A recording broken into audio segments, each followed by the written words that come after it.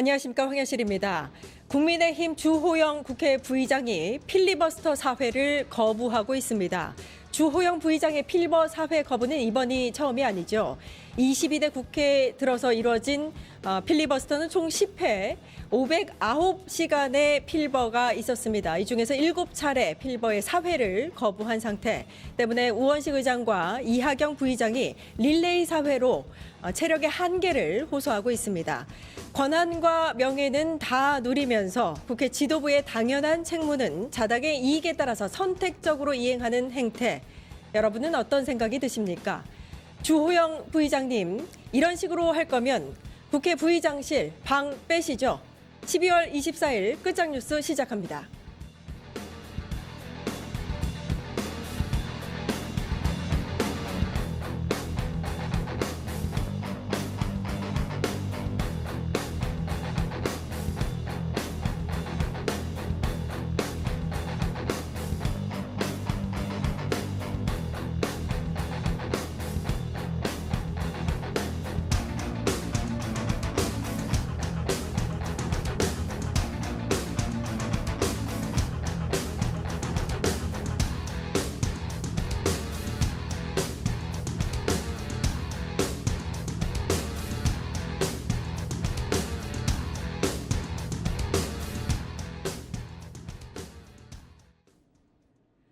예, 여의도 정치 현주소를 살펴보는 시간 의원실 라이브입니다. 이수진 더불어민주당 의원님 나와 계십니다. 안녕하세요. 네, 안녕하세요. 예, 의원님 요거부터 여쭙고 싶습니다. 이재명 대통령이 사상 최초로 업무 보고를 생중계로 받았고 어제 이제 마무리가 됐습니다. 네. 6개월 뒤에 결과 중간 보고로 받겠다 이렇게 말씀하셨는데 우리 의원님은 어떻게 보셨는지?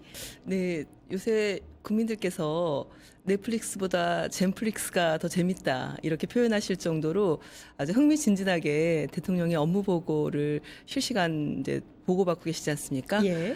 대통령께서는 경기도지사, 성남시장 그리고 또 저희 당대표를 하시면서 그 탁월한 능력을 또 정치적 효능감, 실제 시민들에게 어떻게 시민들의 삶을 위해서 정치가 존재하는지 결국 이 권한이라는 게 시민들께서 위임해 주신 권한이다. 그렇기 때문에 이 권한을 잘 사용해야 된다.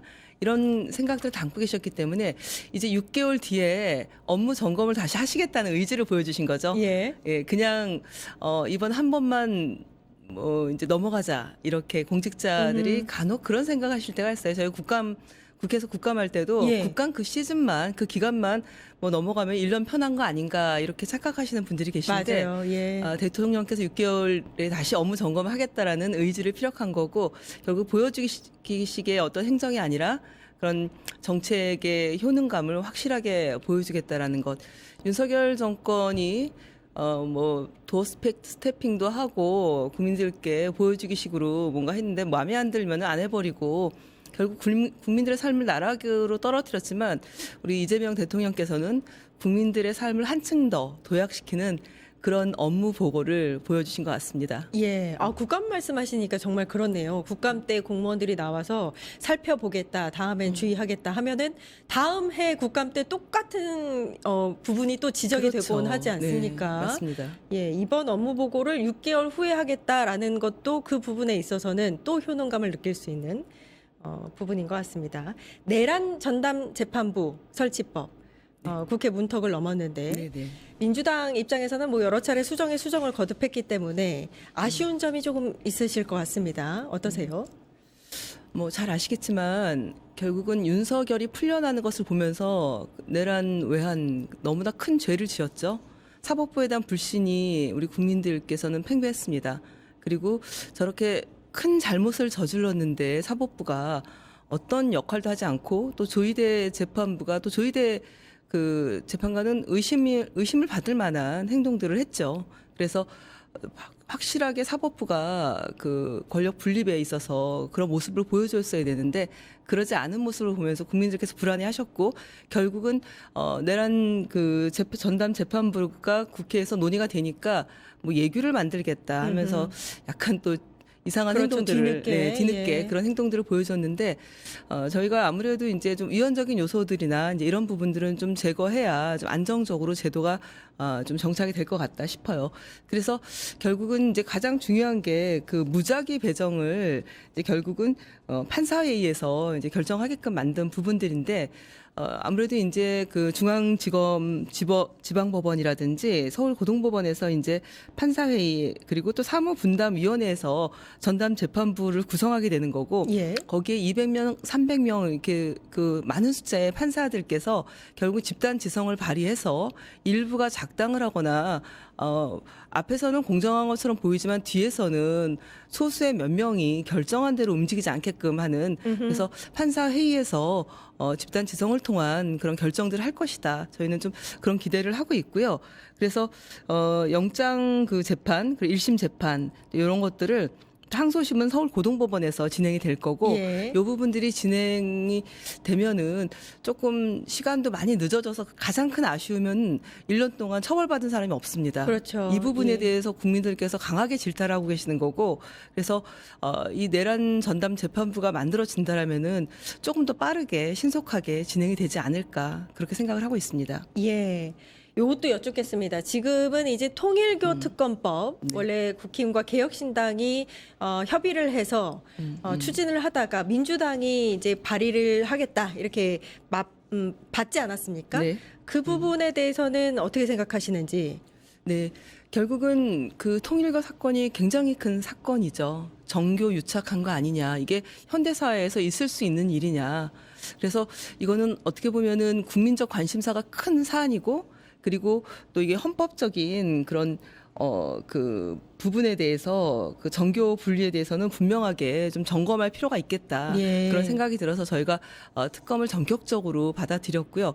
다만 그 국민의힘이나 개혁신당에서는 특검 뭐 구성하는 부분이라든지 추천을 하는 것들을 좀 다르게 생각을 하고 계신 것 같은데 그동안 특검을 저희가 이제 법을 통과시킬 때 보면은 이게 그 여야 교섭단체 비교섭단체가 추천을 했습니다. 그런데 예. 어쨌든 저희도 법안을 발의할 생각이고 또 법안이 발의가 되면은 양당이 또 원내 지도부가 모여서 논의를 또 진행을 할 거고요.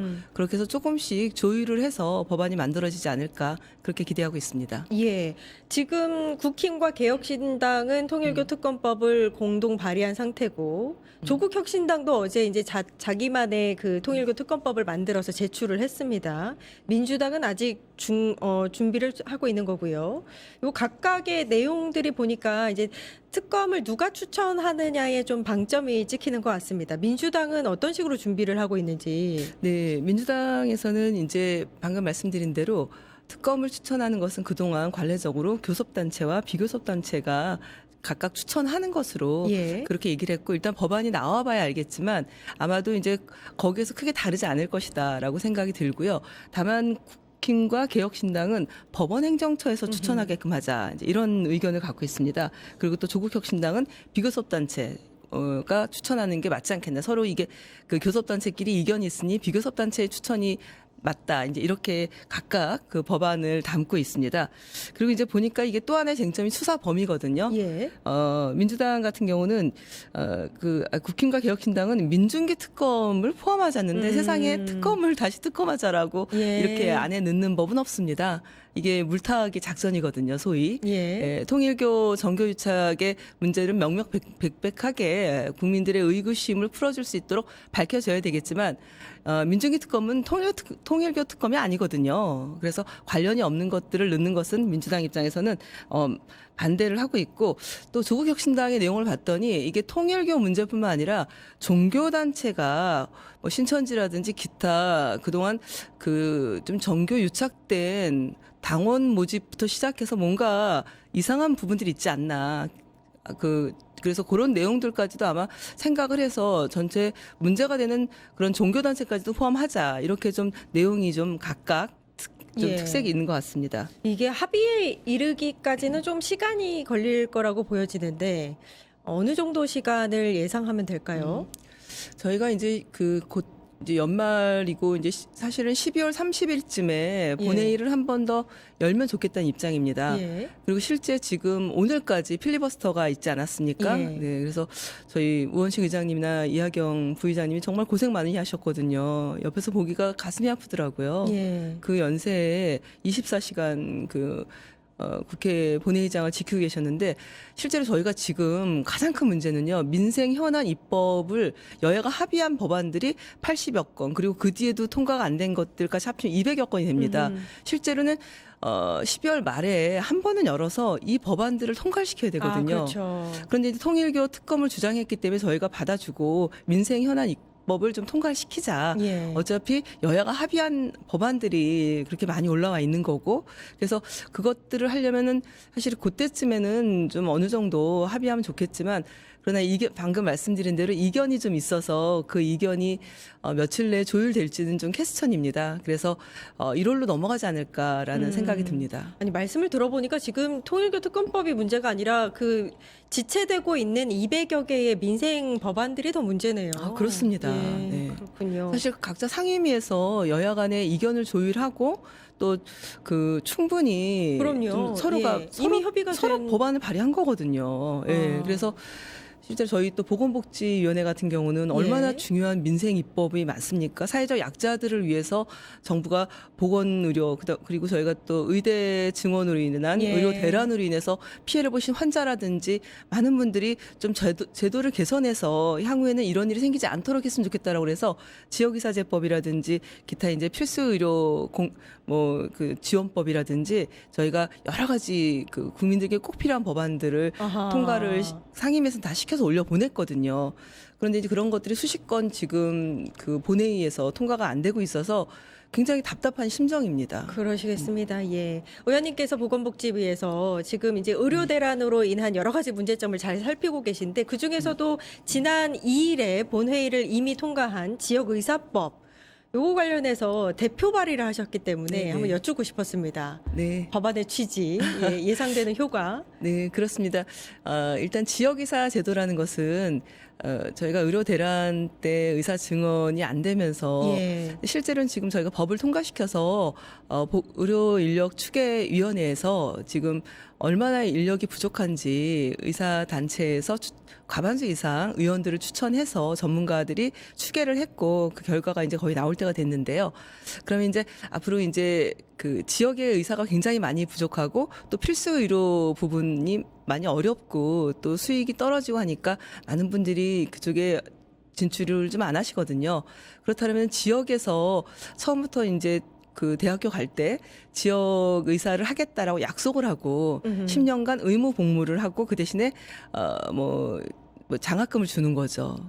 그래서 기타 이제 학교 공부하면서 필요한 것들을 지원하고 10년간 그 지역에 가서 필수 의료에 관련된 그런 의무 복무를 하시고 그리고 또 전공이라든지 기타 이후에 의사로서 활동하시면서 다양한 이제 공부라든지 연구라든지 정부가 지원을 해주는 그런 제도라서 실제로 지역 의사가 되기 위해서 결심을 하신 이제 예. 수험생들은 이제 처음부터 약속을 하고 가는 거기 때문에 그 전에 반대하실 때는 이게 위헌적인 요소가 있다 이렇게 얘기를 하셨는데 그런 위헌적인 요소들을 저희가 다 좀 정리를 좀 잘했습니다. 그래서 이번에는 크게 의사단체의 반발이나 반대 없이 여야가 잘 합의해서 저희 보건복지원에서 통과시켰고 이게 통과가 되면은 이 지역의사 제도라든지 이후에 또 공공의대법도 저희가 통과를 시킬 텐데 공공의대라든지 그리고 또 필수 의료를 지원하는 그런 특별 회계를 만들어서 그 기금을 통해서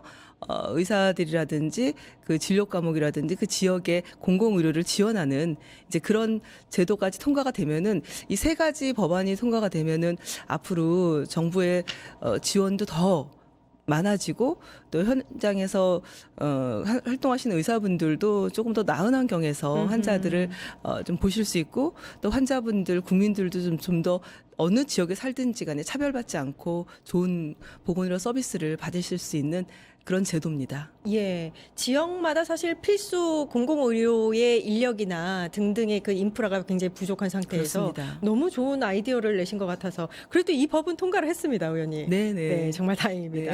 윤석열 정권에서 사실 가장 또 문제가 됐던 것이 이제 의료 대란이었는데 국민들의 고통과 피해가 사실 이게 생과 그 사이에 직결되는 문제이기 때문에 굉장히 컸습니다. 응급 의료 체계를 포함해서 지역의 필수 공공 의료 강화를 위한 그동안의 성과 또 앞으로의 계획은 어떤 것들이 있으세요? 네, 의료 대란이 1년 이상 지나가면서 환자분들이 응급실 뺑뺑이로 생명을 잃거나 질환이 악화돼서 고통받는 모습들을 보면서 너무 저희도 마음이 아팠습니다. 예. 윤석열 정부 의료 대란 그 시간에 도대체 정부는 어디에 있는가? 그래서 실제로 저희가 그 이후에 응급실 뺑뺑이 방지를 위해서 이제 행안부랑 보건복지부가 좀 더 촘촘하게 대책을 마련하기 위해서 지금 준비 중에 있고요. 방금 말씀드린 지역의사 제도를 이제 저희 신설을 하고 그리고 이제 필수 의료 지원 강화법이 이제 곧 통과가 되면은 거기에 특별 회계를 붙여서 아하. 예, 1년 동안 이제 그 특별 회계 관련된 것들을 좀 정리를 해가지고 아마 내후년부터는 그 제대로 된 지원들을 좀 해나갈 수 있을 것 같고요. 그리고 이제 공공의대법이 통과되면 됩니다. 그리고 저희가 그 좀 지역 완결형 의료 전달 체계를 만들기 위해서 지금 국립대병원이 그동안은 교육부 산하에 있다 보니까 보건복지부에서 충분히 지원하기가 좀 어려운 한계가 있었습니다. 예. 그래서 지금 그 저희가 보건복지부 산하로 이번에 바뀐 법도 지금 올라가 있거든요. 음흠. 네, 그래서 그것도 이제 통과가 된다라면은 이제 그 국립의료원 그리고 국립대병원 그리고 공공의료원 또 민간의 다양한 또 병원들과 함께 협업 체계가 잘 이루어져서 정부 지원은 물론이거니와 공공의료가 아주 유기적으로 잘 작동이 되게끔 그렇게 만드는 그런 제도를 지금 하고 있고 이게 다 그 저희 이재명 정부 국정과제거든요. 예. 저희가 보건복지위원회가 한 3달 동안 정말 열심히 뛰었습니다. 예. 밤 12시 넘어서까지 이제 법안 논의를 하고 이견 조율을 위해서 최선을 다했거든요. 그래서 국정과제 거의 80% 이상을 지금 통과시키는 성과를 냈기 때문에 저희는 다음 본회의에 지금 말씀드린 아직 통과가 안 된 법안들이 꼭 통과가 돼서 우리 국민들의 삶, 국민들의 건강을 이재명 정부가 정말 제대로 책임진다라는 그런 그 좀 결실을 좀 맺었으면 하는 굉장히 마음이 큽니다. 아, 고생이 많으십니다. 의원님은 사실 간호사 출신으로 네. 의료 체계뿐만이 아니라 이제 돌봄과 간병 이런 문제에 있어서 현장에서 어떤 어려움을 겪고 있는지 매우 잘 아실 것 같은데 네. 보건복지부에서 또 간사도 맡고 계시다고 네네. 들었습니다.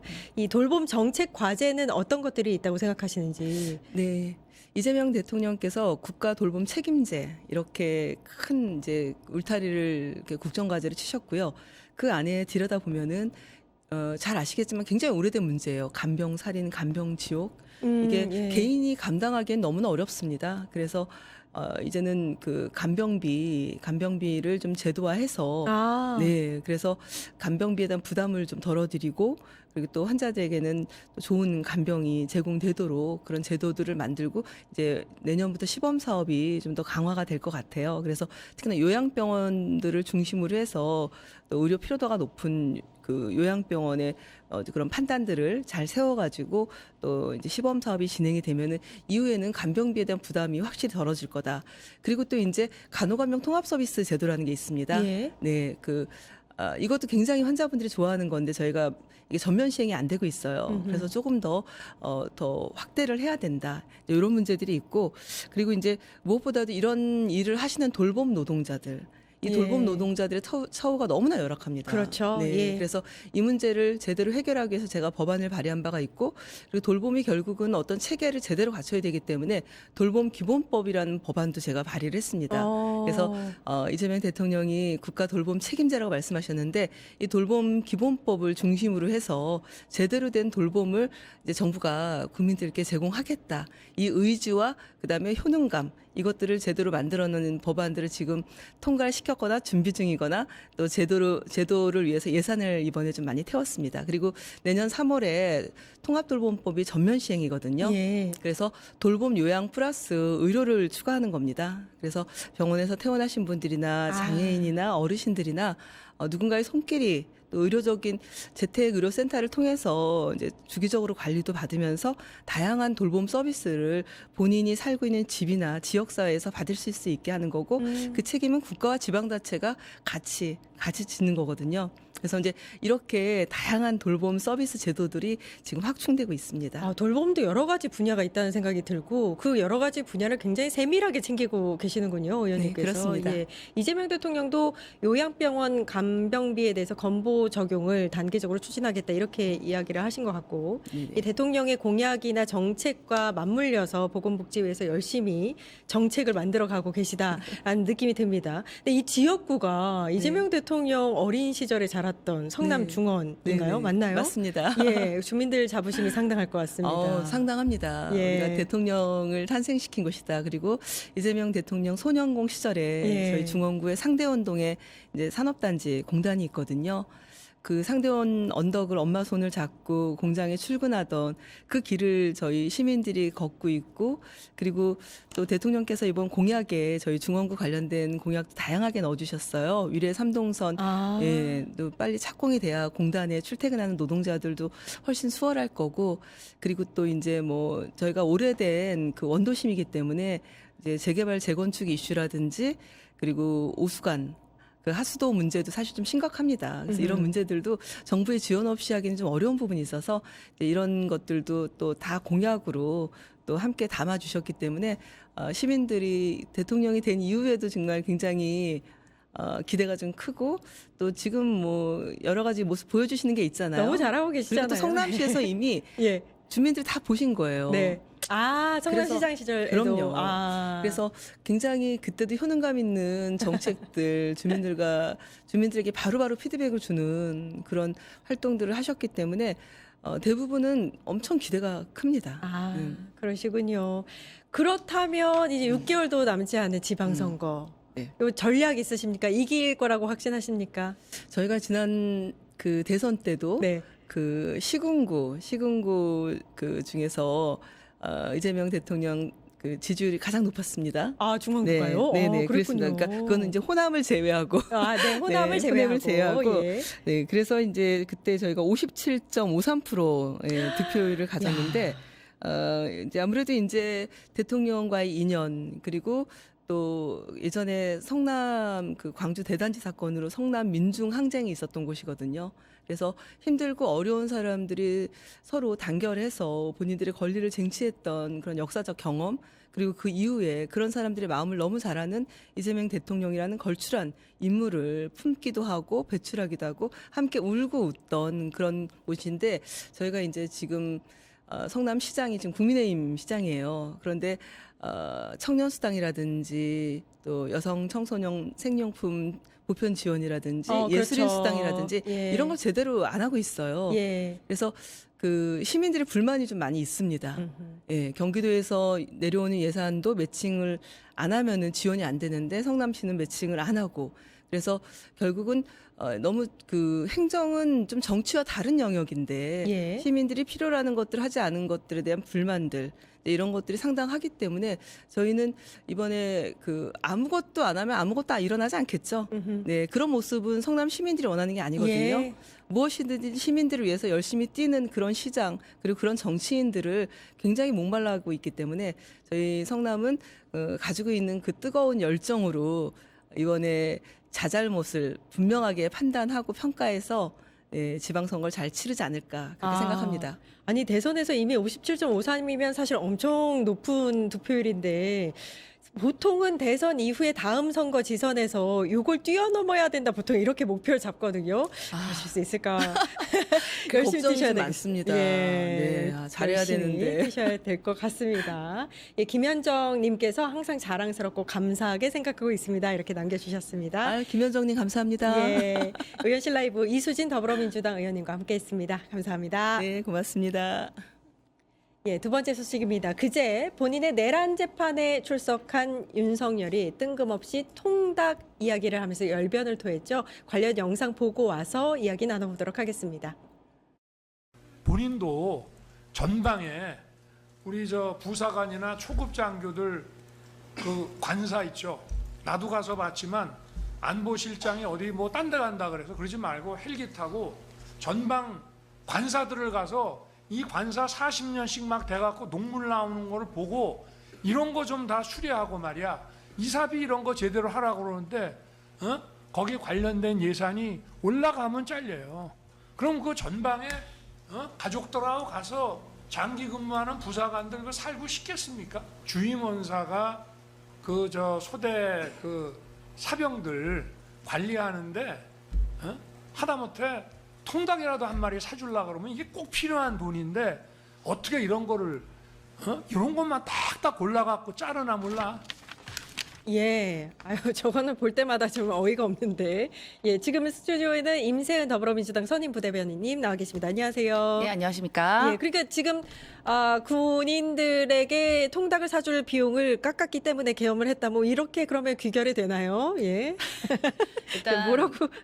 그 군대를 다녀오신 남성분들은 하나같이 그런 얘기 하더라고요. 네. 그 뭐 말한 아까 그 선님 분들은 예, 예. 통닭을 사줄 권한이 없고 아. 그런 일도 없대요, 군대 내에서. 근데 예. 이제 저 통닭 얘기를 하는 게 되게 어이가 없다. 뭐 본인은 아무튼 군대를 안 다녀오셔서 그렇죠. 모를 수도 뭐 있죠. 그런 모든 분들을 폄하하는 건 아니지만 그런 발언 자체가 이제 좀 부적절하다라는 예. 얘기를 많이 하시더라고요, 남성분들이. 아하. 그런 얘기가 있었고요.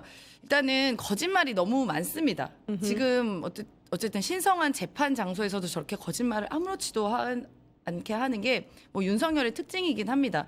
저는 뭐 어떤 분들은 저 말에 대해서 되게 굉장히 많은 의미를 또 부여하는 분들이 있더라고요. 이게 뭐 내가 뭐 어떻게 하려는 의도가 있었고 한데 그냥 제가 간단히 얘기 드리면 이 윤석열이라는 사람에게는 큰 기대하지 마십시오. 다른 의도가 있는 게 아니에요. 그냥 나오는 대로 짓거리는 거거든요. 예. 모르죠. 뭐 전날 갑자기 통닭이 먹고 싶어서 통닭 얘기를 했는지 모르겠습니다. 근데 일단 거짓부렁이 너무너무 난무하고 있어요. 아하. 일단은 예산 삭감은 솔직히 윤석열 당시 대통령이 했었습니다. 예. 당시에 어떤 내용이 있었냐면은 국회에서 예산 관련해서 이 국방부 예산 관련해서 깎은 적이 없고 간식비를 오히려 윤석열 정부 시절에서 4,000원에서 3,000원으로 삭감을 했고요. 아, 그랬었죠. 네, 예. 기억납니다. 특식 군인 특식도 3,000원에서 0원으로 삭감을 예. 했고 또 지역 상생 특식이라고 있습니다. 그게 이제 14번 정도 지원을 하는데 그것도 4회로 축소를 했습니다.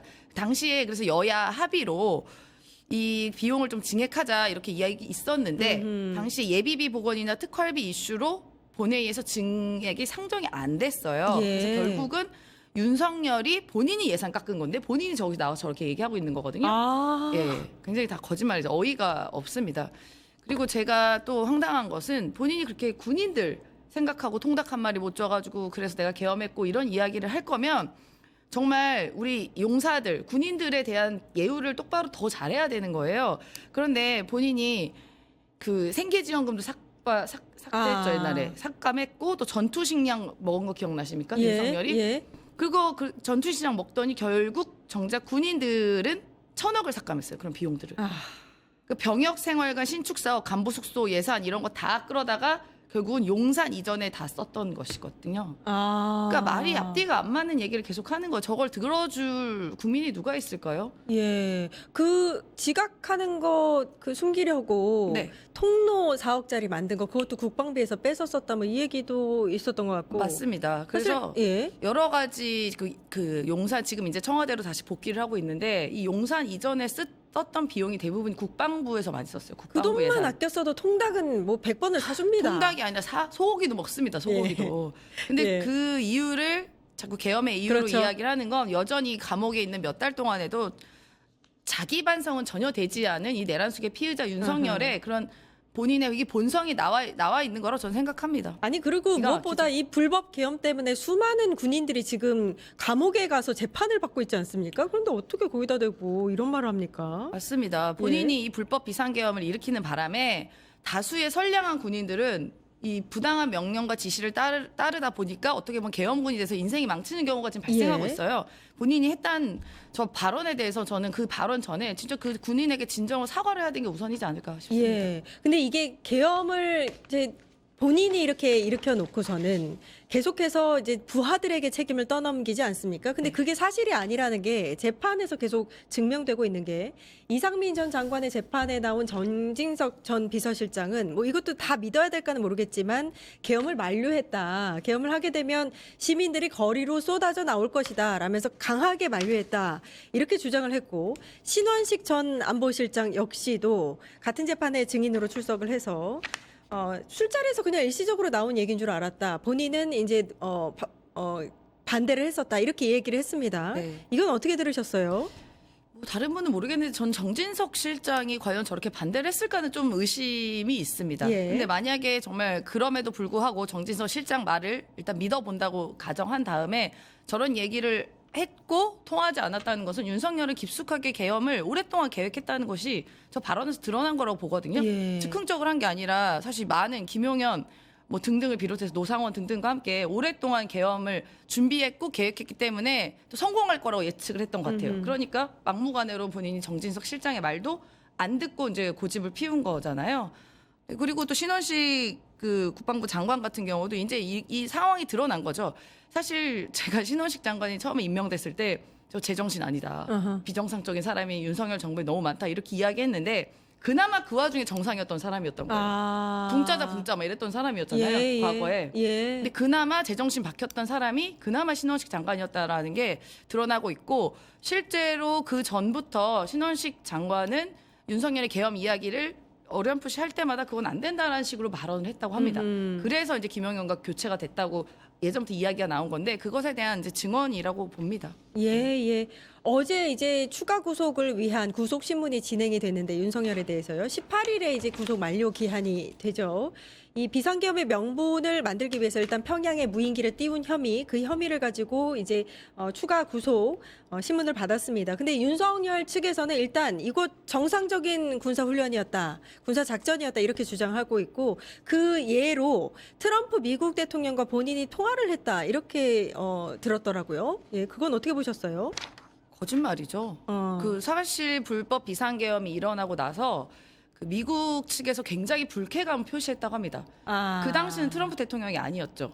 예, 당선인신 분이었습니다. 당선이었죠. 그 당시는 이제 바이든 대통령 시기였을 예. 텐데 그래서 미국 측에서는 한국 대사 쪽에 계속 전화를 해도 외교부에 전화를 해도 아무도 연락이 되지 않았다는 게 미국 측의 설명 아니겠습니까? 그 반대되는 지금 윤석열 측에서 나오는 이런 증언과 발언에 대해서 완벽하게 탄핵되는 것들이 미국 측에서 계속 나왔었어요. 예. 그동안. 그러니까 지금 저건 거짓말인 거죠. 예, 이렇게 윤석열의 궤변이 계속해서 반복이 되고 있는데 이번에는 궤변을 넘어서 계속해서 이제 모르쇠로 일관하고 있는 모습도 한번 짚어볼까 합니다. 일단 김건희 특검 이야기 해볼게요. 김건희 특검에서 윤석열이 이제 조사를 받으면서 배우자의 매관 매직 의혹 관련해서 본인은 전혀 인지하지 못했다. 전혀 알지 못했다. 완전 모르쇠로 일관을 했습니다. 요거는 왜 그렇다고 보세요? 저는 두 가지로 해석이 가능해 예. 보여요.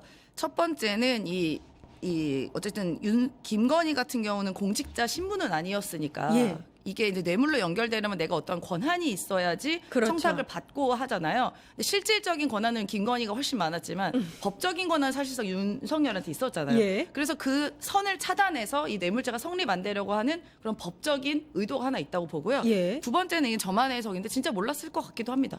어쨌든 김건희가 거의 다 했잖아요. 모든 국정 운영을 쥐락펴락. 심지어 남편 폰까지 들고 와서 본인이 문자 보내고. 예. 근데 김건희 폰은 윤석열이 못 보고 김건희는 윤석열 폰까지 다 보고. 뭐 문자도 보내고 연락도 하고 장관한테 직접 전화하고 차관한테 직접 전화하고 여러 가지 국정 운영을 다이렉트 했기 때문에 실제로 윤석열은 술 먹고 사우나 하느라고 김건희에게 모든 국정 운영을 맡겼을 수도 있다. 그래서 진짜 몰랐을 수도 있다라는 저만의 해석을 가미해 봅니다. 근데 이렇게 주장하는 이유가 김건희를 정말로 사랑해서인 것 같다라는 주장이 나오는 이유가 네. 그러니까 이 아까도 말씀하셨지만 뇌물죄 적용이 되려면 본인이 공무원 고위직 공무원이었으니까 김건희를 통해서 요거 부탁이 들어가서 인사가 진행이 됐다.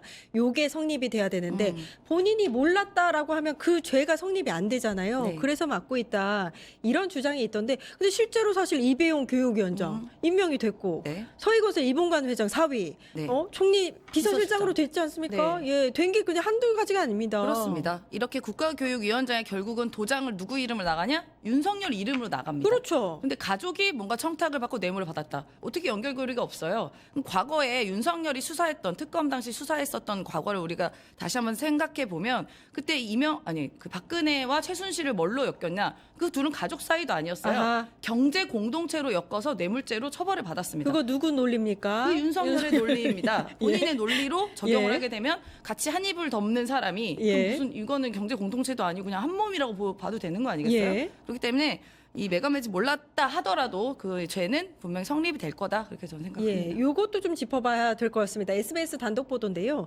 특검이 김건희의 그 로저비비의 가방 수수 의혹과 관련해서 국힘당 대표실에 개입한 걸로 보이는 단서를 확보했다 이런 보도가 있었습니다. 김기현 의원 부인의 손편지가 들어있는 상자를 김건희 자택 압수수색에서 발견을 했는데 요게 거기 붙은 스티커가 뭐가 중요하다고 합니다. 네. 예, 어떤 내용이에요? 거기에 이제 김기현 대표 이름이 붙어 있는 스티커가 당대표 김기현. 그렇죠. 그게 이제 부착이 되어 있는 것 같은데요. 아마도 김건희가 수수받는 뇌물의 숫자가 워낙 많고 많은 사람들이 뇌물을 김건희한테 주기 때문에 이게 아마 헷갈릴 수도 있잖아요. 그러면은 내가 여기다가 내 마크를 찍어놔야 내가 줬어요라고 표시를 낼 수 있지 않겠습니까? 어허. 그게 이제 하나는 이제 손편지인 것이고 또 하나는 이제 김기현 대표의 스티커인 것이죠. 그래서 그 김건희한테 티내는 거예요. 제가 선물 드렸죠, 여사님 드리는 아하. 겁니다라고 표시인 건데. 그래서 김기현 대표도 이제 피의자 신분으로 이제 조사를 받게 되는 것이거든요. 그리고 실제로 이 물건은 김기현 의원의 부인이 샀다 하더라도 실제 전달 경로는 김기현이 했을 가능성이 농후하기 때문에 아마도 이번 수사가 피하기는 어렵습니다. 예, 오늘 들려온 이제 소식인데 김건희 특검이 명태균 정치브로커 명태균 씨로부터 받은 불법 여론조사를 제공받은 혐의로 윤석열과 명태균을 기소했다. 요 소식이 전해졌습니다. 좀 늦긴 했지만 네. 김건희 특검 이제 이번 주 일요일이면 이제 끝납니다. 수사 기간이 마지막으로 이제 기소를 한 게 아닌가 싶은데 이건 어떻게 보세요?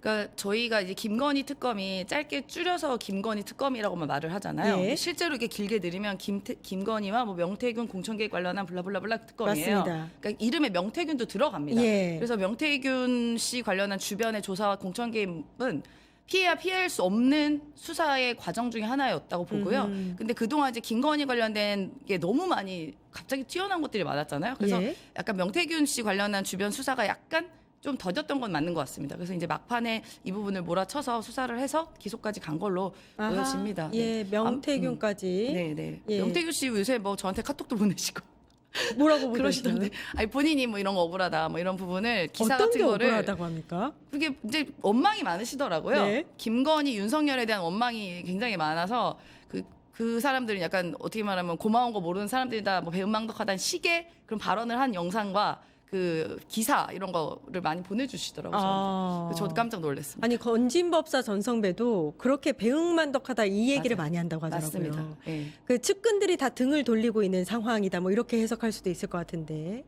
그 윤석열 동반 기소 가능성에 대해서는 어떻게 보고 계세요? 아유, 제가 그냥 늘 이야기하는 게 이 두 부부는 앞으로 햇빛 볼 일은 없을 거다. 그러니까 햇빛 볼 일은 있겠죠, 감옥 안에서. 네. 근데 이 사회에 나와서 햇빛 볼 일은 아마 없지 않을까라고 추측해 봅니다. 예, 지금까지 임세은 더불어민주당 선임 부대변인님과 함께했습니다. 감사합니다. 네, 고맙습니다. 예, 광고 보고 와서 끝장 토론 이어가겠습니다.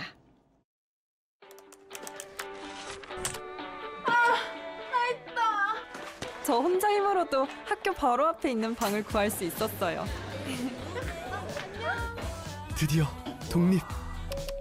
풀옵션인데 월세는 절반이라 미래까지 대비합니다. 이런 신혼집 너무 좋겠다. 20년까지 이사 걱정 없으니까 안심하고 이세 계획까지 세웠죠. 삶이 있는 곳에 한국토지주택공사. 전기가 당신에게 오기까지 처음부터 길이 있는 건 아니었습니다. 때론 깊은 바닷속, 때론 깊은 산속. 전기는 길이 없는 곳에 길을 만들었습니다. 우리의 오늘이 내일로 연결될 수 있도록 만들어가야 할 전기의 길. 그 길을 많은 분들이 응원해준다면 전기는 더 힘을 낼 수 있습니다. 한국전력은 든든하고 안전한 내일의 전기를 위해 전력망 확대에 최선을 다하겠습니다. 모두의 내일을 위해 해야 할 일을 합니다. 한국전력.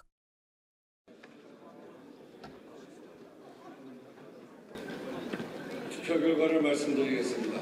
무제한 토론 종결 동의에 관한 총 득표수 185표 중 다 184표, 무 1표로서 가결되었음을 선포합니다. 무제한 토론 종결 동의가 가결되었으므로 무제한 토론이 종결되었음을 선포합니다. 국회법 제96조에 따라 수정안부터 먼저 표결하도록 하겠습니다. 투표 결과를 말씀드리겠습니다. 재석 177인 중 찬성 170인, 반대 3인, 기권 4인으로서 정보통신망 이용 촉진 및 정보보호 등에 관한 법률 일부 개정 법률안 대안에 대한 수정안은 가결되었음을 선포합니다. 수정안이 가결되었으므로 원안은 표결하지 않겠습니다. 예, 정치의 한가운데서 가장 뜨거운 쟁점을 두고 여야 토론자들이 정면으로 맞붙습니다. 오늘의 토론의 핵심 주제는 입법 전쟁입니다. 박성민 전 더불어민주당 최고위원, 이준우 국민의힘 미디어 대변인님 나와 계십니다. 안녕하세요. 네, 반갑습니다. 예. 바야흐로 올 겨울의 국회는 입법 전쟁이다. 이런 얘기가 계속해서 나오고 있습니다. 오늘은 이제 민주당이 추진하는 정보통신망법 개정안이 국회 문턱을 넘었는데요. 2박 3일간의 필리버스터도 막을 내렸습니다. 필리버스터도 사실 여러 가지 이슈들이 같이 나왔었는데 요거 전체적으로 어떻게 보셨는지부터 두 분께 여쭙겠습니다. 예. 네. 대변인님. 일단 필리버스터 이번 장동혁 대표가 야당 대표는 처음으로 필리버스터에 나섰지 않습니까? 예. 직접 나섰다는 것은 그만큼 처절한 의지를 보여줬다. 이것만큼 꼭 막아야 한다라는 그런 의지를 보여줬다면서 평가할 수 있는 거고요. 또 필리버스터가 이제 우리나라 최고 기록인 24시간을 혼자 다 채웠다고 합니다. 그것도 이제 헌정사상 처음인 거죠. 전 세계 기록이 이제 24시간 17분이라고 그러더라고요. 미국에서 있는 건데 그 기록에 한 18분 정도 모자라죠. 예. 만약에 한 18분 더 했으면 전 세계 기록을 아마 장동희 대표가 가져갔을지도 모른다라고 말씀드리고요. 예. 근데 이거에 대한 평가가 좀 민주당이 너무 박한 것 같아요. 민주당에서 옛날 과거 DJ가 이제 필리버스터 했을 때 5시간 20분 정도 했었거든요. 그때 뭐랬냐면 야당 의회 정치의 최후의 저항선이다라고 평가를 좋게 했었습니다. 근데 그 5배 정도 이르는 이제 똑같은 야당이 이번에 대표가 직접 나서서 했는데 거기에 대해서는요 코미디라고 얘기를 했어요. 민주당의 모 의원이. 근데 이렇게 이중잣대를 대면 되겠느냐라고 말씀드리고 이번에 그 특히 내란 그 전담 재판부 이거 관련해서는요 굉장히 위헌적인 요소가 여전히 다분하다. 헌법에는요 특별법을 군사보호만 허용하고 있습니다. 사실상 내란 전담재판부가 이름만 특별재판부에서 전담재판부로 바꿨지 여전히 특별재판부이기 때문에 개헌을 하지 아니하고 내란 전담재판을 만든다는 것은 여전히 위헌이다. 그렇게 말씀드립니다. 예, 최고님. 저는 장 대표의 필리버스터는 순전히 내부용이었다라고 생각합니다. 그러니까 거의 사실 장동혁 호가 언제까지 갈 수 있을까? 장동혁 대표의 리더십이 위험하다라는 얘기 있었는데 24시간이라는 시간적 기록을 세워서 어떤 동정심이라든지 아니면 내부에서 장 대표에 대해서 다시 한번 재평가해봐야 된다라는 그 이야기를 좀 끌어내기 위해서 그리고 투쟁하는 야당 대표로서의 모습을 보이기 위해서 필리버스터를 했다라는 생각이 들고요. 사실상 필리버스터라고 하는 건 국민들께 하는 일종의 호소인 건데 그게 아니라 오히려 내부용으로 저는 필리버스터를 했다라고 봤고 그리고 좀 내용 중에 경악스러웠던 것은 이 필리버스터 중에 윤 전 대통령의 그 탄핵 인용을 두고 이렇게 이야기를 했어요. 헌재 결정은 법원 결정과 같이 순수한 사법적 판단으로 인정하지 않는다. 이거는 헌재 결정을 인정하지 않는다라는 말과도 예. 같은 거죠. 그리고 실제 비상계엄은 사실상 2시간 만에 종료됐다. 전 여기서 이런 이야기라는 장동혁 대표를 보면서 윤어게인이 국회에 섰구나라는 생각을 했습니다. 결국 이 비상계엄이 사실상 2시간 만에 종료됐다라고 하는 것은 윤 전 대통령이 주장했던 바대로 이 계엄은 경고용 계엄에 불과했다라는 주장을 다시 한번 되풀이한 거기 때문에 장 대표는 참 일관되게 윤 전 대통령과 뜻을 같이 하고 있구나를 확인할 수 있는 시간이었다 이렇게 보입니다. 예. 일단은 이변은 없이 오늘 통과됐던 정보통신망법 요거 좀 자세히 짚어보도록 하겠습니다. 그러니까 불법 허위 조작 정보에 대해서는 최대 5배까지 징벌적 손해배상을 물리겠다. 이런 내용이 이제 핵심인데 재석 의원 1,077명 가운데 찬성이 1,070명, 반대가 3명, 기권이 4명으로 가결이 됐습니다. 국민의힘은 표결에 불참을 했고요. 표현의 자유 침해, 언론의 통제 우려, 이걸 이유로 들었네요, 대변인님. 네. 일단 가장 우려되는 부분은요. 이제 정보가 허위라는 것을 판단하는 것을 누가 이제 판단하냐. 그 권한이 있는 것 같아요. 그 주체가 누구냐. 예. 그게 지금 정부거든요. 예. 지금 이 통과된 법안에 따르면은 정보가 진실을 끄면 판가름한다. 이 의미가 되는 건데 과연 정부가 진실을 판단한다는 게 과연 온전한 정부인가라는 생각이 듭니다. 이것 때문에 지금 워싱턴 포스트가 사설까지 냈었어요. 사설 제목이 이겁니다. 한국이 미국에 보내는 표현의 자유 경고라고 이제 하는 제목의 사설까지 썼었어요. 이게 무슨 말이냐? 한국식으로 만약에 정부가 표현의 자유라든가 언론의 보도에 대해서 이제 가르마를 탄다든가 이건 진실이다 아니다를 직접 나서서 가르마를 타게 된다면 미국 사회는 어떻게 될 것인가라는 한국의 사례를 보면 안다라는 그런 취지의 사설입니다. 미국에서까지 해외 언론에서까지 이렇게 우리나라에서 추진되고 있는 언론의 이틀막 이거에 대해서 굉장히 우려를 나타내고 있다는 거고요. 국내에서도 마찬가지죠. 지금 민주당의 주요 핵심 지지 기반이 누굽니까? 민노총이라 할 수 있는 거죠. 예. 민노총 언론 노조라고 할 수 있는 상당히 많은 언론 노조가 공식적으로 이구동성으로 같은 입장을 냅니다. 이거 반대한다. 우려가 크다. 선장보다 부작용이 크다. 왜냐하면 진실을 판단하는 힘이 곧 권력이 되는 거고 그 권력이 한 곳에 모여있게 되면요 어느 언론사든 간에 진실을 말할 수 없다는 거 이게 이제 가장 큰 포인트입니다. 더군다나 이번에 나온 것 중에 내용이 이런 것도 있습니다.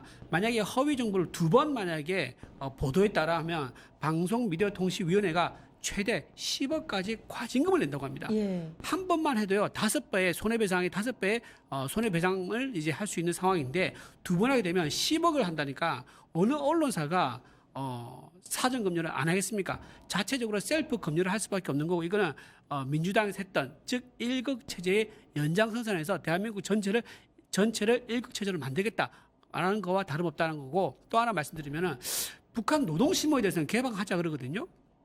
근데 북한의 노동신문이 어떤 곳입니까? 그냥 우리나라 언론사와는 완전히 다릅니다. 그냥 노동당에서 만든 기관지와 다름없고 김일성 3부자 체제의 선전 기구입니다. 거기에 대해서는 개방하자고 하면서 우리나라에서 스스로 우리 정부에 대해서 비판하는 것에 대해서는 개방을 못하게 하고 입틀막을 하고 있는 거예요. 이게 모순이 아니냐라는 또 얘기가 있는 거예요. 그러니까 북한에 대해서는 어떤 말이든지 허용하고 국내 언론에 대해서는 정부 비판은 안 돼라고 하는 이런 모순에 대해서 어떻게 설명할 것이냐. 이재명 대통령이 거기 설명 전혀 안 하고 있거든요. 이것도 굉장히 모순이다 말씀드립니다. 예. 근데 일단 예. 이 그 북한 방송 개방과 관련해서는 예. 22년 그 통일부 업무보고 때 권영세 장관이 직접 이 북한 방송 개방 추진을 발표를 했었어요. 그러니까 이게 통일부 업무보고에 왜 이 내용이 들어갔을까라고 보면 이게 윤 전 대통령 대선 공약이었기 때문이거든요. 그리고 당시 이준석 대표도 이 북한 방송 개방하자라고 주장을 했었습니다. 그래서 여기에 대해서 좀 과거를 돌아보시고 얘기를 하는 게 맞겠다라는 생각이 들고 그리고 북한에서 뭐를 만들든지 간에 거기에 대해서 저희가 뭐 제재를 하고 할 건 아니죠. 그렇죠. 거기에 예. 대해서 지금 국내에서 좀 유포되는 가짜 허위 정보들 그리고 그로 인해 발생하는 피해들이 지금까지는 굉장히 제한적으로 뭐 예를 들면 이미 유포된 뒤에 삭제하거나 제한하는 조치만 있었다 정도라고 한다면 애초부터 여기에 대해서 좀 생산이나 유통 과정에서부터 좀 걸러야 되는 거 아니냐라는 문제의식은 저는 여야 할 것 없이 있었다라고 생각합니다. 예. 그리고 민주당이 법안의 내용을 좀 꽤나 수정을 많이 했습니다. 실제로 판례도 좀 참고를 했고 단순 오인이나 착오, 뭐 실수로 생산된 허위 정보 같은 경우에는 원천적으로 뭐 유통을 금지하진 않습니다. 뭐 여기에 대해서는 왜냐하면 과도한 표현의 자유를 침해할 수 있다라는 판례도 있고 우려도 있었기 때문에 수정을 한 것이고 고의로 여기에 대해서 뭐 일부러 손해를 끼치기 위해서라는 목적이 명확했을 경우에 책임이 대상이 되는 거고 이로 인해 어떤 공익적인 보도가 좀 위축되는 거 아니냐라는 우려도 하시는데 이 법의 내용에 보면 공공의 이익을 위한 정당한 비판이나 감시 활동에 대해서는 가중 손해배상 청구를 제한하도록 분명하게 명시를 했기 때문에 어떤 말씀하시는 그런 부작용들은 좀 제한될 수 있다. 오히려 지금처럼 가짜 뉴스를 통해서 돈을 벌려고 하는 이런 뭐 미디어 환경이 만들어내고 있는 새로운 환경들에 대해서 오히려 발빠르게 좀 대응해야 될 시점이 아닌가라고 생각합니다. 지금 권영세 의원이 얘기하니까 제가 반박을 짧게 안 할 수 예. 없는데 예. 권영세 의원이 얘기했던 건요. 북한에 대한 문호 개방 있지 않습니까? 그 언론에 대한 개방 이런 거, 언론 이제 노동신문 개방 이런 거 이거는 어떤 조건을 말하냐면요.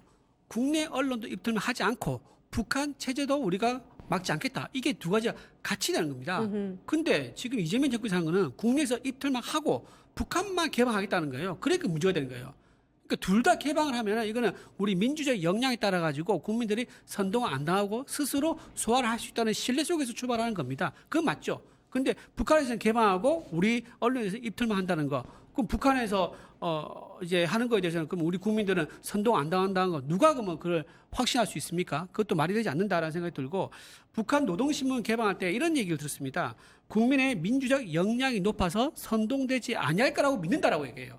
그러면 국내에서 허위 정보 나오지 않습니까? 그럼 허위 정보에 대해서 우리 그 국민들이 민주 역량이 국내에 있는 허위 정보에 대해서는 역량이 낮습니까? 예. 그걸 무작정 믿습니까?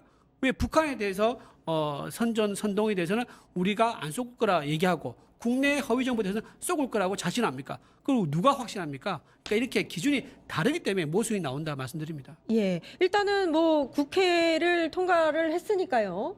이 두 법안, 그러니까 내란재판부 설치법, 정보통신망법, 요거 둘 다 국무회의에 공포되는 거는 일단 기정사실화 되어 있는 거거든요. 요거 관련해서는 국힘 차원에서 위헌법률 심판 제청할 예정이신지. 오늘 송원석 원내대표가 이제 그런 뉘앙스로 말씀하셨어요. 특히 예. 이제 내란 전담 재판부에 대해서는 위헌 심판 청구를 검토하겠다라는 뉘앙스로 얘기했기 때문에 아마 이제 최고위 열어서 의총 열어서 의견을 모아서 판단하지 않을까 싶은 생각이 또 예. 들고요. 마지막으로 이제 정보통신망법 개정 이게 허위정보 근절법이거든요. 이거는 저는 이재명 대통령이 거부권을 어쩌면 행사할 수도 있겠다는 생각이 좀 합니다. 왜냐하면 이게 외신들도 굉장히 이걸 우려를 많이 나타내고 있는 상황이란 말이에요. 예. 그리고 실제로 민주당에서 원래 원안이 나왔던 거에 대해서 대통령실에서 브레이크를 걸어가지고 계속 수정하면서 누더기가 돼가지고 넘어왔거든요. 그런 상태에서 어쨌든 통과됐기 때문에 대통령실에서는 이거를 뭐 확실히 통과시킨다고 장담할 수 없다. 저는 이제 세모라고 봅니다. 내란 전담 재판부는 이제 대통령이 찬성을 할 것 같은데 어쩌면 허위 정보 거부권 행사를 할 수 있다. 거기는 거부권을 행사할 가능성이 있어서 저는 세모 이렇게 봅니다. 예. 어떻게 근데 보세요? 저는 뭐 이거 거부권 행사해달라고 얘기하는 거는 그냥 계속 여론전 하는 거라고 봅니다. 그러니까 대통령에게 대통령이 받을 이유가 없는 제안을 하고 대통령이 받지 않으면 마치 이제 독재다라고 이야기를 하려는 프레임 속에서 이런 주장을 한다라고 생각을 하고요. 대통령께서 이미 어떤 가짜 뉴스에 대한 문제의식이 있으셨던 분이기 때문에 굳이 지금 법안까지 수정되고 위헌 소지를 충분히 없앤 상태에서 여기에 대해서 거부권을 행사할 이유는 없다라고 보고 오히려 그럼 국민의힘에서는 도대체 지금 뭐 온라인상에서 유통되고 있는 가짜 뉴스나 이런 것은 진영과 상관없이 누구나 피해자가 될 수 있고 실제로 의원들도 그런 얘기들을 많이 하지 않습니까? 뭐 본인과 관련된 가짜 뉴스에 대해서 정정하려고 하고 혹은 뭐 손해배상 뭐 걸겠다 하고 혹은 고소하겠다라고 하고 이런 일들 다 있었고 심지어는 요즘의 가짜 뉴스는 뭐 교묘하게 사실관계를 비틀어서 일부만 수정해서 퍼뜨리는 가짜 뉴스도 있지만 그것과 별개로 아예 하지 않은 말을 뭐 합성해서 마치 한 것처럼 이야기를 하는 그런 가짜 뉴스의 형태까지도 발달을 한 거거든요. 예. 그럼 이런 상황에서 이런 미디어 환경에서 그것으로 돈벌이를 하는 사람들에 대한 제재는 어떻게 해야 된다라고 생각하는지 그럼 지금처럼 허위 정보나 어떤 가짜 뉴스가 계속해서 퍼져나가고 잘못된 공론장이 형성되는 것을 두고 보기만 하겠다는 것인지 저는 반대를 하더라도 좀 대안을 가지고 이야기를 하고 무조건 대통령에게 거부권 행사해야 된다라고 협박할 일은 아니라고 생각합니다. 최근에 이거 법안의 내용을 보면 잠깐만, 대통령한테 예. 협박을 저희가 한 적이 없고 대통령이 거부권 행사할 수 있다라고 제가 판단한 겁니다. 제가 어떻게 대통령한테 협박을 합니까? 협박이란 그러니까 말은 윤석열 원내대표 이런 같은 말들이 경우에는 그쵸. 그게 네네. 그 말이 어떻게 협박이 됩니까? 아니 저는 정치적인 압박을 네. 준다라고 생각합니다. 그리고 예. 그 이재명 대통령이요. 과거에 했던 말을 많이 바꿨었습니다. 단적인 예로 미국에 대해서 뭐라고 했습니까? 미국은 점령군이라 하면서 굉장히 반미적인 발언을 했지 않습니까? 하지만 막상 대통령이 되니까 어떻게 했습니까? 한미 관계는 튼튼하다. 흔들림이 전혀 없다라고 말을 완전히 바꿔버렸습니다. 그렇다 그러면 이번에 지금 이제 언론 관련해서도 2022년에 뭐라고 했냐면 언론인 간담회가 있었습니다. 그때 가짜 뉴스 내면 언론사 망하게 해야 한다라고 그건까지 했던 분이에요. 예. 하지만 지금 대통령 됐지 않습니까? 그리고 해외 언론 단체들이 거기서 우려를 나타내고 있기 때문에 대통령 되고 나서는 판단을 충분히 다르게 할 수 있다. 왜냐하면 본인의 지지도와 관계가 있기 때문에 판단을 충분히 바꿀 수 있다. 저는 그래 봅니다. 예. 최근 요거 여쭙고 싶었어요. 그러니까 사실 이제 수정의 수정을 거듭한 상태였고 사실 상임위에서 통과될 때의 법안과 또 법사위를 통과한 법안이 또 다르고 또 수정안이 올라와서 이게 통과가 된 거기 때문에 그 위헌 논란이 아직도 있기는 하거든요. 그건 어떻게 생각하세요? 네, 뭐 저도 개인적으로는 뭐 법사위에서 갑자기 내용들을 많이 바꿨던 거는 좀 과한 처사였다고 생각을 합니다. 예. 뭐 법사위에서 체계적으로 심사를 할 수 있다라고는 하지만 이 법안이 그렇게 올라온 데에 대해서는 상임위에서의 또 논의가 있었을 것이기 때문에 너무 내용 자체를 좀 많이 확대하고 바꾸는 것은 좀 우려스러웠던 대목이고 다만 이거를 당이 바로 잡지 않았습니까? 그리고 뭐 세간의 우려나 뭐 여러 가지 위헌성 논란에 대해서 인지를 하고 정책위 의장께서 중심을 잡고 이제 개정해서 여기에 대한 입장을 발표를 하셨고 심지어는 원래는 이제 제일 먼저 통과시키려고 했던 법안이지만 순서도 바꿔서 수정안을 마련을 해서 통과를 시킨 거예요. 그렇다고 한다면 이 법안에 대해서 위헌성 논란을 제거하고 지금 최대한 이 충실한 내용으로 그러니까 판례에도 위반되지 않고 법적으로 문제가 생기지 않는 선에서 이 법안의 내용을 깔끔하게 정리를 했다라고 볼 수가 있는 거라고 저는 예. 생각하고 있습니다. 요게 대상이 언론을 대상으로 하는 건 아니죠. 망법이니까 언론통신 유튜브나 그렇죠. 뭐 이런 거의 쪽을 대상으로 그렇습니다. 하는 사실 거죠. 문제의식은 거기서 시작이 된 거죠. 예. 왜냐하면 이제 유튜브를 통해서 가짜 뉴스가 많이 퍼지고 그것이 특히나 뭐 선거 기간이나 정치적인 국면뿐만 아니라 뭐 정치인들만 대상으로 하는 것도 아니고 연예인들까지도 요즘은 뭐 피해자가 되고 있지 않습니까? 예. 그러니까 이게 변화한 미디어 환경에서의 여기에 대해서 허위 조작 정보가 빠르게 퍼져 나간다면 이런 유통 행위 그리고 이것을 통해서 돈을 버는 행위에 대해서 명확하게 민사 행정 책임을 좀 명확하게 해야 된다라는 이 문제의식 하에서 만들어진 법안인 거죠. 예, 국힘에서 일단은 계속해서 수정에 수정을 거듭하는 모습 때문에 오히려 이게 협의가 안 됐다는 방증이다 이렇게 말씀을 하고 그렇죠. 계십니다. 실제로 대통령실에서 이거를 문제를 제기했기 때문에 순서를 바꾼 거예요. 원래는 이걸 먼저 처리하고 내란 재판부를 다음 처리하기로 했었는데 순서를 바꾼 이유가 대통령실에서 문제점 지적했기 때문이거든요. 예. 그러면서 계속 수정했어도 불구하고 여전히 대통령실에서는 이거에 대해서 딱히 입장을 내고 있지 않습니다. 그러니까 뭔가 지금 아직 협의가 다 안 된 상태에서 통과된 것 같다는 느낌이 들고요. 또 하나 지금 법사위에서 이걸 통과시켰지 않습니까? 예. 그러면서 이게 굉장히 강화됐다가 다시 또 다운됐단 말이에요. 법사위가 지금 어떤 상황이냐? 추미애 위원장부터 해가지고 내년에 지방선거 나오려는 분들 좀 있습니다. 그러니까 강성 지지층들한테 내가 당신들이 원하는 거 다 들어줄 수 있어. 나는 강성 지지층들, 당신들 시킨 대로 다 할 사람이야. 라는 것을 보여줘가지고 내년 지방선거 출마할 때 경선에서 유리한 고지를 차지하기 위해서 강성 지지층 보기용, 즉 도파민 공급용으로 이렇게 법안을 강화했던 것이 이번에 드러난 셈이다. 예. 그러니까 법리적 검토라든가 어떤 삼권 분립이라든가 헌법의 정신 같은 건 전혀 검토되지 않은 누더기 입법이 될 수밖에 없었다. 그렇게 볼 수 있는 거죠. 예, 2박 3일간의 이 입법 전쟁 와중에 사실 필리버스터가 계속해서 이루어졌지 않습니까? 근데 그 와중에 이제 주호영 부의장이 사회를 보지 않겠다라고 거부를 해서 우원식 의장과 이하경 부의장이 이제 번갈아서 12시간 사회를 봤습니다. 굉장히 좀 체력적인 한계를 호소했는데 이 부분은 어떻게 보셨어요?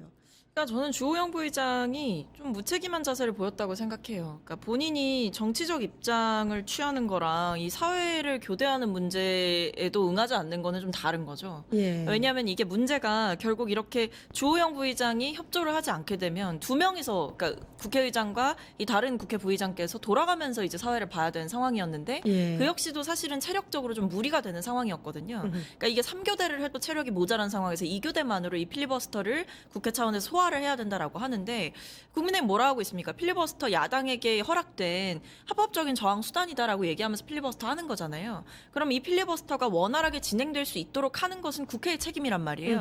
그럼 이 국회의장단의 책임을 져야 되는 거죠. 예. 근데 여기에 대해서 국회부의장께서 주호영 국회부의장께서 여기에 대해서 본인은 뭐 응할 수 없다. 민주당이 법안 처리 방식이나 여기에 대해서 응할 수 없다라고 얘기를 하고 뭐 심지어 그래서 데이터를 보니까 22대 국회 개원 이후에 10차례에 거쳐서 총 509시간의 무제한 토론이 있었는데 여기에서 주호영 부의장이 한 거는 사실 몇 번 안 돼요. 7번을 사회 거부를 하셨거든요. 그러니까 이거는 필리버스터 자체를 사실상 어떻게 보면 그 제도의 취지에 맞게 운영되지 않도록 적극적으로 지금 방해를 하는 거죠. 예. 그러니까 여기에 대해서 필리버스터를 하는 뭐 국민의힘의 상황만 볼 게 아니고 필리버스터가 이루어지고 있다면 그것이 원활하게 잘 이루어질 수 있도록 해야 되는 것도 국회 부의장의 역할인데 애초에 뭐 필리버스터 이 상황이 만들어진 것 자체가 국회의장의 책임인 것처럼 예. 그러니까 뭐 예를 들면 본회의를 열지 않겠다라고 해서 필리버스터까지 가는 게 아니라 여야 합의로 법안을 통과시켰어야 되는 거 아니냐 이런 식으로 예. 얘기하는 것 자체는 본인의 책임과 그런 부분들을 굉장히 회피하는 거다라는 생각이 듭니다. 이게 뭔가 남는 게 있으면 사실 논란이 좀 덜 할 텐데 주호영 부의장이 사회를 보지 않는다고 해서 필리버스터가 멈춰지거나 막을 수 있는 건 아니지 않습니까? 그렇죠. 네. 예, 어떻게 보고 계세요? 그래서 저는 국힘에서는? 억지라고 생각을 해요. 왜냐하면 국회의장이 가진 권한은 본회의 전체를 회의를 잘 운영하는 겁니다. 예. 그게 국회의장의 이제 권한인 건데 의무이고 책무이죠. 자, 그렇게 따지면요. 상임위 위원장도 다 마찬가지죠. 상임위원장도 그 상임위가 잘 회의가 운영되도록 해야 됩니다. 다 공통적 발언권도 주고 공정하게 해야 되죠. 근데 최민희라든가 추미애 의원은 그동안 어떻게 했습니까? 야당 의원한테 발언권을 안 준다거나 야당 의원을 퇴장시켜버렸습니다. 그리고 최민희 의원 같은 경우는요, 다른 의원들보다 더 발언이 더 많았습니다. 전체 통계를 내보니까 가장 발언을 많이 한 의원이 최민희 의원이다라는 통계까지 있을 정도예요. 자, 이런 식으로 불공정하게 회의를 운영했던 인사들이 많은 곳이 민주당입니다. 예. 그런데 지금 이번에 본회의장 하면서 회의장 운영하면서 이제 국회의장이 하는 발언은 좀 공감이 안 되는 것이 본인이 안 되면요. 국회 부의장 한 명이 있습니다. 그러니까 체력 안배가 되는 거예요. 물론 본인은 3명이서 체력 안배하면 더 좋지 않겠느냐라고 얘기하는데 상임위에서 그렇게 불공정하게 운영하고 본회의장에서 있는 상임위에 대해서는 나는 좀 느긋하게 3명이서 나눠가면서 좀 느긋한 건 아니죠. 회의를 예. 아니요 2명보다 훨씬 더 느긋하죠. 2명보다 훨씬 더 느긋해진 건데 그거를 그렇게 하고 있다고 말하는 것은 좀 너무하다. 무슨 말이냐면 거대 의석수를 가지고 일방 통행을 지금 하고 있지 않습니까? 근데 최소한의 어떤 저항권을 가지고 있는 야당의 그런 행위조차 좀 넉넉하게 보지 못하고 그거마저도 좀 비난을 하면서 내 체력까지 좀 안배해줘야 되는 거 아니야라고 오히려 우리한테 따지는 것은 좀 염치가 없는 거 아니냐 저는 그렇게 좀 생각합니다. 근데 이제 국회 부의장이랑 상임위원장이랑은 좀 다르죠. 예. 국회의장이나 국회 부의장에게 요구되는 것은 사실 어떤 상임위원장처럼 특정 정당에 소속된 의원이 하는 어떤 정치적인 활동을 넘어서서 국회의 질서가 유지되게 하는 어떤 공정하고 객관적인 심판자로서의 역할을 해야 되는 거란 말이에요. 근데 여기에 대해서 국회 부의장이 지금 주호영 의장이 마치 이 부분에 대해서 본인은 의회주의를 수호하기 위해서 뭐 필리버스터 사회를 볼 수 없다라고 얘기를 하지만 필리버스터 사회를 봐야 사실은 어떻게 보면 그 의회주의가 수호가 되는 맞습니다. 거잖아요. 예, 예. 여기에 대해서 선택적으로 이렇게 노골적으로 특정 법안에 대해서 반대 입장을 표명하고 선택적으로 본인의 책임을 다하지 않겠다라고 선언을 하는 것은 명확하게 직무유기라고 볼 수 있겠습니다. 그래서 저는 여기에 대해서 국회 부의장으로서 해야 될 일은 법안에 대한 찬반에 대해서 입장을 밝힐 상황이 아니라 국회가 원활하게 돌아갈 수 있도록 하는 심판자로서의 역할을 좀 충실해라. 하기 싫으시면 국회 부의장 내려놓으시면 됩니다. 예, 알겠습니다. 그럼 의장도 마찬가지죠. 그 힘들어서 못할 체력이 안 돼서 못하겠어요. 힘들어서 못하겠으면 내려놓으면 되죠. 다른 의장 줄 서야 되는 사람 많습니다. 그렇게 말하시면 안 되고요. 그리고 지금 의회주의의 핵심은요, 협치입니다. 협치. 지금 협치 상태에서 지금 법안이 올라온 거 아니지 않습니까?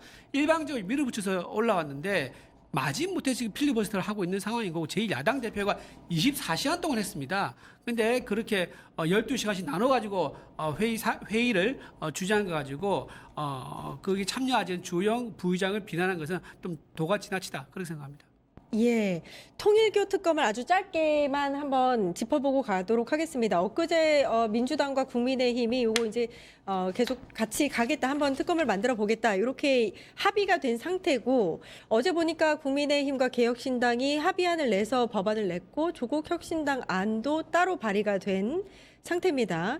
민주당은 아직 준비를 하고 있는 것 같고요. 특검 대상을 뭘로 둘지 또 특검을 추천을 누가 할지 뭐 이런 것들이 핵심 쟁점인 것 같은데 두 분은 어떻게 생각하시는지 짧게 정리를 부탁드립니다. 네, 저는 뭐 통일교 특검 민주당이 사실 별로 할 생각이 없는 것 같아요. 지금 갑자기 들고 나온 게 뭔 얘기하냐면은 나경원 의원도 특검 대상에 포함시킨다고 얘기하거든요. 그리고 또 뭐 통일교 본산에 갔느냐 안 갔느냐 이런 지금 질문을 또 하고 있는데 그게 아무 상관이 없죠. 나경원 의원하고 전재수 의원하고 비교가 할 수 없습니다. 전재수 의원 같은 경우는 4천만 원을 직접 줬다는 준 사람의 뇌물 이제 공여자의 진술이 있었고요. 까르띠에와 불가시에게 줬다는 얘기까지 했었고 그때 당시 주고받은 대화까지도 진술했습니다. 그러면 누구를 지금 중점으로 봐야 됩니까?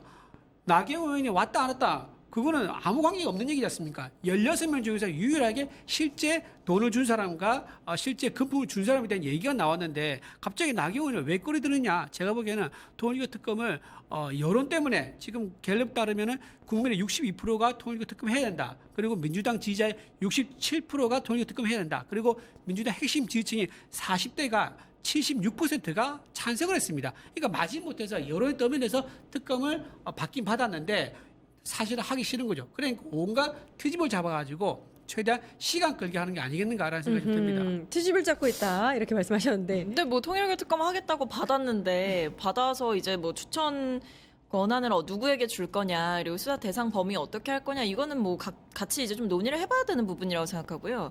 나경원 의원에 대해서 물어볼 수 있죠. 왜냐하면 나경원 의원이 이 통일교 측과 행사에 대해서 논의했다라는 정황이 포착된 바가 있고 그 대화 내용이 이제 뭐 보도가 된 바가 있기 때문에 여기에 대해서 나경원 의원도 통일교와 연관이 있는 거 아니냐 여기에 대해서는 당연히 뭐 물어볼 수 있는 거죠. 왜냐하면 지금 우리가 특검하자고 하는 거는 사실 국민의힘에서 단단히 잘못 생각하고 있는 게 이거 판도라의 상자입니다. 열면 누가 나올지 몰라요. 근데 마치 이거 열면 다 민주당 의원들만 나올 것처럼 얘기를 하지만 사실은 아닐 수 있는 거거든요. 여기에 대해서 저는 그래서 나경원 의원에 대해서 의문이 있고 뭐 물어보는 거 당연히 할 수 있다라고 생각하고 그리고 지금 특검의 뭐 대상 뭐 혹은 범위 이 부분에 대해서는 아직 뭐 민주당 안은 나오지 않은 상황입니다만 지금 내부에서 얘기하고 있는 내용으로 알고 있는 것은 뭐 통일교 측의 건축 비리 이런 부분들까지도 좀 들여다봐야 되지 않겠느냐. 그리고 이 뭐 지금 결국 이 특검이 출범하는 데 있어서 중요한 뭐 여야 정치인들과의 커넥션. 그래서 민주당 입장에서 지금 뭐 원래는 여야 한 명씩 이 특검을 추천하는 것을 얘기를 했지만 내부적으로는 지금 꼭 그것만 고수하고 있는 상황은 아니고 제3자 추천까지도 열어놓고 있는 상황이다. 이렇게 전해지고 있습니다. 연내에는 처리가 될까요? 어떻게 보세요? 저는 빠르게 처리하는 게 맞다라고 생각하고 거기에 대해서 각자 안을 가지고 얘기를 하면 연내에도 처리 가능하다고 생각합니다. 예. 정동영 의원이 천정궁에 이제 방문했다고 얘기를 본인이 했지 않습니까? 인정했지 않습니까? 근데 정동영 의원에 대해서 민주당 또 얘기를 또 안 해요. 근데 천정궁에 방문했는지 안 했는지 모르는 나경원 의원에 대해서는 포함시키자고 얘기하는 거 이게 말이 됩니까? 모순이죠. 본인이 갔다고 인정한 사람부터 포함시켜가지고 얘기하는 것이 맞지 않겠냐 생각합니다. 아니 근데 정동영 의원은 갔다라고 본인이 얘기를 했잖아요. 그러니까요. 갔고 언제 그러니까 갔고 포함시켜야지 정동영 아니 의원도. 뭐 그럼 거기도 논의를 해보자고 예. 하시면 될 것 같고 근데 나경원 의원은 갔냐 안 갔냐라는 질문에 대해서조차 대답을 하지 않고 있는 게 더 이상하지 않나요? 예. 아니 알 수 없는 거에 대해서 어떻게 하자고 무적정 할 수 있습니까? 갔다고 얘기한 혐의가 드러난 사람에 대해서 수사하는 게 맞죠? 아니 나경원 의원이 통일교 측 관계자와 어떤 특정 행사에 대해서 조율하는 대화 내용이 보도가 됐고 그렇다고 한다면 통일교 측과 어떤 대화나 소통이 그간 있었던 거 아니냐는 의심해 볼 수 있는 거고 심지어 천정궁에 갔냐 안 갔냐라는 이 심플한 질문에 대해서 민주당은 알 수 없죠. 알 수 없으니까 물어본 겁니다. 그럼 나경원 의원이 대답을 해야죠. 정동영 뭐 의원처럼 본인이 갔고 언제 갔고 야인 시절에 이때 몇 분 갔다 이렇게 가게 됐다라는 최소한의 입장 표명이라도 있으면 이렇게 나경원 의원이 그거 본질 아니고 핵심 아니다 이렇게 피해갈 일은 저는 아니라고 자, 생각합니다. 그렇게 따지면요. 다른 의원한테 지나간 의원한테 물어봐가지고 천정궁 갔어요? 물어봐가지고 하나하나 다 물어가지고 대답 안 하면 전부 다 포함시켜야 돼요. 그러면. 그럼 대답을 안 하니까 자, 이상한 그런데 거죠. 윤영호 본부장이 어떻게 했습니까? 어제 보도가 됐습니다. 전재수 의원하고 10번이 넘는 문자와 통화라는 기록이 나왔고요. 또 7인의 이재명 대통령의 핵심 멤버라 할 수 있죠. 7인 멤버 중에 하나의 임종석 의원은 20번이나 문자와 통화한 기록이 나왔어요. 자, 보세요. 대선 때 임종석 7인의 멤버와 20번 넘게 통화와 문자를 했다. 그러면 어떤 내용이었을까요? 만나는 얘기? 아니면 뭐 당원 가입 해주겠다는 얘기? 아니면은 당선되고 나면 우리 사업을 체계다는 얘기? 어떤 얘기가 오갔을지 알 수 없죠. 그렇기 때문에 이런 분들 먼저 우선 집중적으로 수사하는 게 맞는 거지. 갔는지 안 갔는지 대답 안 한다고 그 사람을 데리고 가지고 수사하자는 거 이건 수사력 낭비죠. 예. 아니 대답을 안 하니까 이상하기 때문에 밝혀보자라는 얘기를 하는 그러니까 겁니다. 그런 예. 사람들 전부 다 그렇게 물어봐야 된다니까요.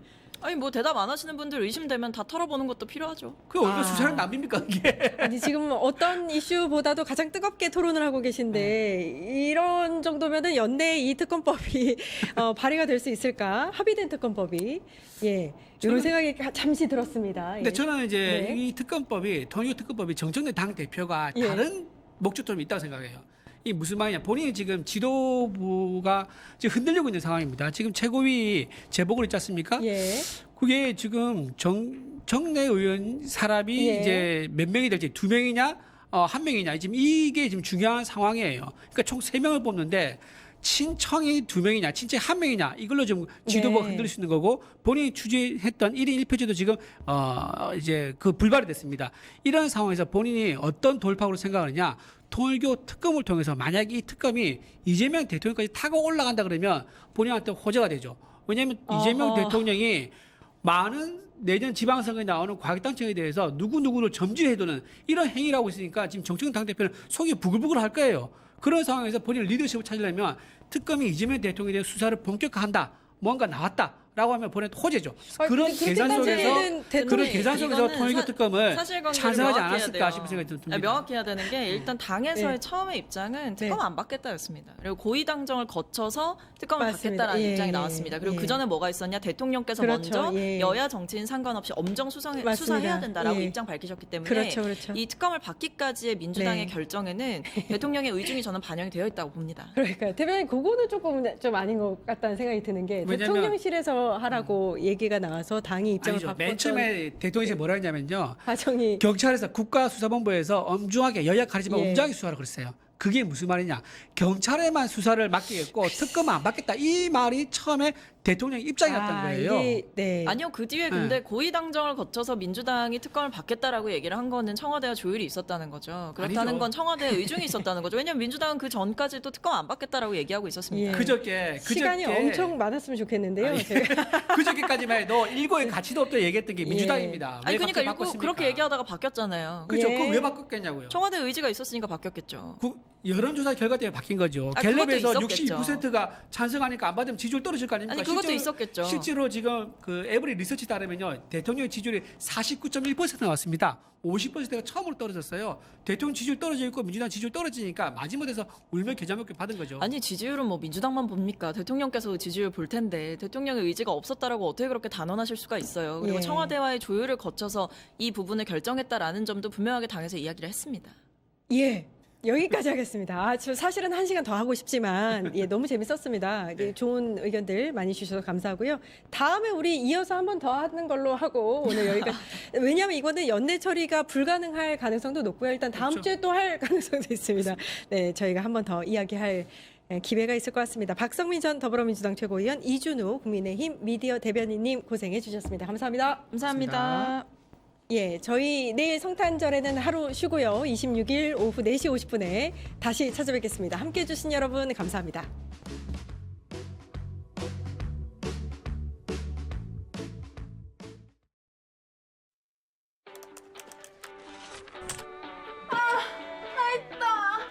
저 혼자 힘으로도 학교 바로 앞에 있는 방을 구할 수 있었어요. 드디어 독립. 풀옵션인데 월세는 절반이라 미래까지 대비합니다. 이런 신혼집 너무 좋겠다. 20년까지 이사 걱정 없으니까 안심하고 2세 계획까지 세웠죠. 삶이 있는 곳에 한국토지주택공사.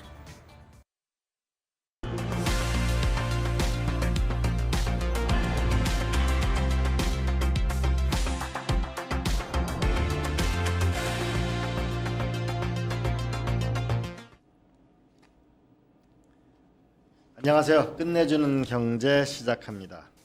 이광재입니다. 오늘 성공회대학교 미래지식연구원과 함께하는 인구 싱크홀, 대한민국의 선택은 마지막 시간입니다. 많은 분들이 인구 감소를 걱정할 때 경제 성장이 안 되는 것 아닐까? 일할 사람이 줄어들면 복지 비용은 늘어나는데 어떻게 되는 걸까? 라고 걱정합니다. 그러나 또 한편 우리가 중요한 게 하나가 있는데 바로 국방 문제입니다. 우리나라 대한민국 상비군이 45만 명인데 이제 1년에 태어나는 신생아가 23만 명입니다. 그러면 남녀를 1대1로 보면은 남자 비율이 10만 명 정도입니다. 그러면 과연 이러한 인구 감소 시대에 우리는 어떠한 국방 계획을 세워야 하는지를 알아보도록 하겠습니다. 네, 한반도는 지금 70년 이상 군사적인 긴장 속에 빠져 있죠. 네, 오늘 우리가 던진 질문은 단순하지만 가장 근본적인 질문이 아닐까 싶습니다. 줄어드는 병력으로 대한민국을 과연 어떻게 지킬 것인가, 그 방법론에 대해서 다양한 이야기들이 있는데요. 네, 오늘 문제의 중심에는 AI, 드론, 무인기, 그리고 자유무기 체계 등 이전과는 완전히 다른 국방 혁신의 흐름이 있습니다. 오늘 퀀텀 에어로 전동근 대표님 모시고 자세한 이야기 들어보도록 하겠습니다. 어서 오세요. 네, 안녕하세요. 네, 어서 오세요. 이재명 대통령은 AI 전투 로봇과 자율 드론을 갖춘 50명이면은 수천 명을 상대할 수 있다. 상비 병력 숫자로 국방력은 걱정할 필요가 없다. 이렇게 말씀하셨는데요. 대표님은 어떻게 보시나요? 현재 우리 기술 수준으로 가능한 범위와 아직 넘어야 할 한계 이런 걸 보면 어떻게 보시나요? 네, 일단 이렇게 말씀해 주신 방향은 너무 맞는 방향이라고 저는 생각을 하고요. 다만 이제 사실 AI 관련돼 가지고 이제 로보틱스 기술이 이제 막 상용화되고 있다 보니까 아직 갈 길은 너무 많습니다. 네. 멉니다. 그래서 예를 들어서 지금 우리 국방에서 처한 문제는 어떻게 하면은 이제 AI 무기에 대한 소요를 기획할 때 어떤 조건으로 할 것이냐. 그 다음에 이제 안전하게 어떻게 AI가 국방에서 문제 없이 잘 활용이 될 것이냐. 그다음에 윤리 문제도 있고요. 그뿐만 아니라 이제 AI에 대해서 이제 무기 체계가 개발이 되면 어떻게 이거를 군에서 시험 평가를 할 것이냐, 수락 평가를 할 것이냐 이런 많은 과제들이 이제 아직 산적해 있습니다. 네. 그리고 이제 이거에 따라서 이제 거기에 맞는 군사적 이제 AI를 해야 되는데 해외는 이제 미국에서 이제 막 조단위 투자를 받으면서 이제 커지고는 있으나 아직 우리나라는 그쪽 분야에 대해서는 전무하고 있어서 빠르게 이제 해외 기술들을 벤치마킹해서 지금 국내 기술 기반을 마련을 해야 되는 그런 상황입니다. 네, 대표님 지금 한국 같은 경우는 주변에 어떤 뭐 강대국으로 둘러싸여 있고 또 북한과 대치도 워낙 오랜 기간 이어지고 있는데요. 앞으로 이제 그 뭐 AI 드론이나 로봇에 대해서 자세하게 설명해 주기 전에 좀 큰 그림으로 이 정예군 그리고 첨단군으로서의 전환은 얼마나 실효성이 있는 전략인지 전체적인 어떤 평가를 좀 해주시면 어떨까요? 네, 일단 그 첨단군하고 이제 정예군이 이제 되게 중요해지는 이유는요. 이제 북한은 이제 과거서부터 지금까지 계속 이제 비대칭 전략을 계속 강화를 해왔습니다.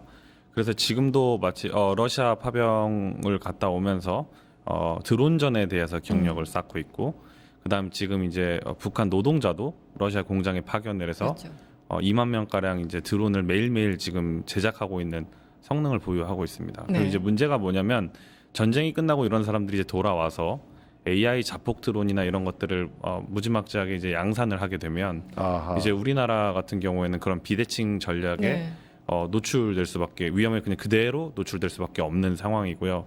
그렇기 때문에 우리도 그거를 하드킬로 막을 수 있는 그런 AI 대드론 체계라던가 드론을 잡는 킬러 드론 이런 것들이 많이 필요합니다. 그런 의미에서는 되게 첨단군하고 정예군이 반드시 필수라고 할 수 있겠습니다. 네. 저 부분은 상당히 유의 있게 봐야 되는데 북한군이 우크라이나 전쟁에 가서 첨단 드론 전쟁이었다 그러잖아요. 거기서 많이 훈련된 사람들이 돌아오면은 첨단화되면 우리도 첨단화를 어떻게 할 거냐. 또 하나 쟁점은요. 이 앞으로 숫자가 줄어들게 되면 모병제로 대전환을 해야 되는 거 아니냐. 그러면 지금의 사단 중심의 병력 구조 자체가 변화가 있어야 되는 거 아닌가? 이건 어떻게 보나요? 저는 그 이야기도 충분히 이제 고민해봐야 될 이제 시기가 되었다고 생각을 하고요.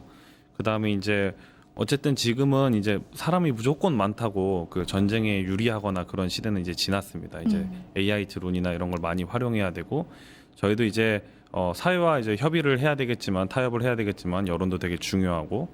이제 앞으로 모병제로 가는 게 경제적으로나 이제 형평성적으로나 얼마나 그게 더 실효성 있는 건지 그런 건 이제 사회적 논의가 이제 시작돼야 되지 않을까 그렇게 생각을 하고 있습니다. 네.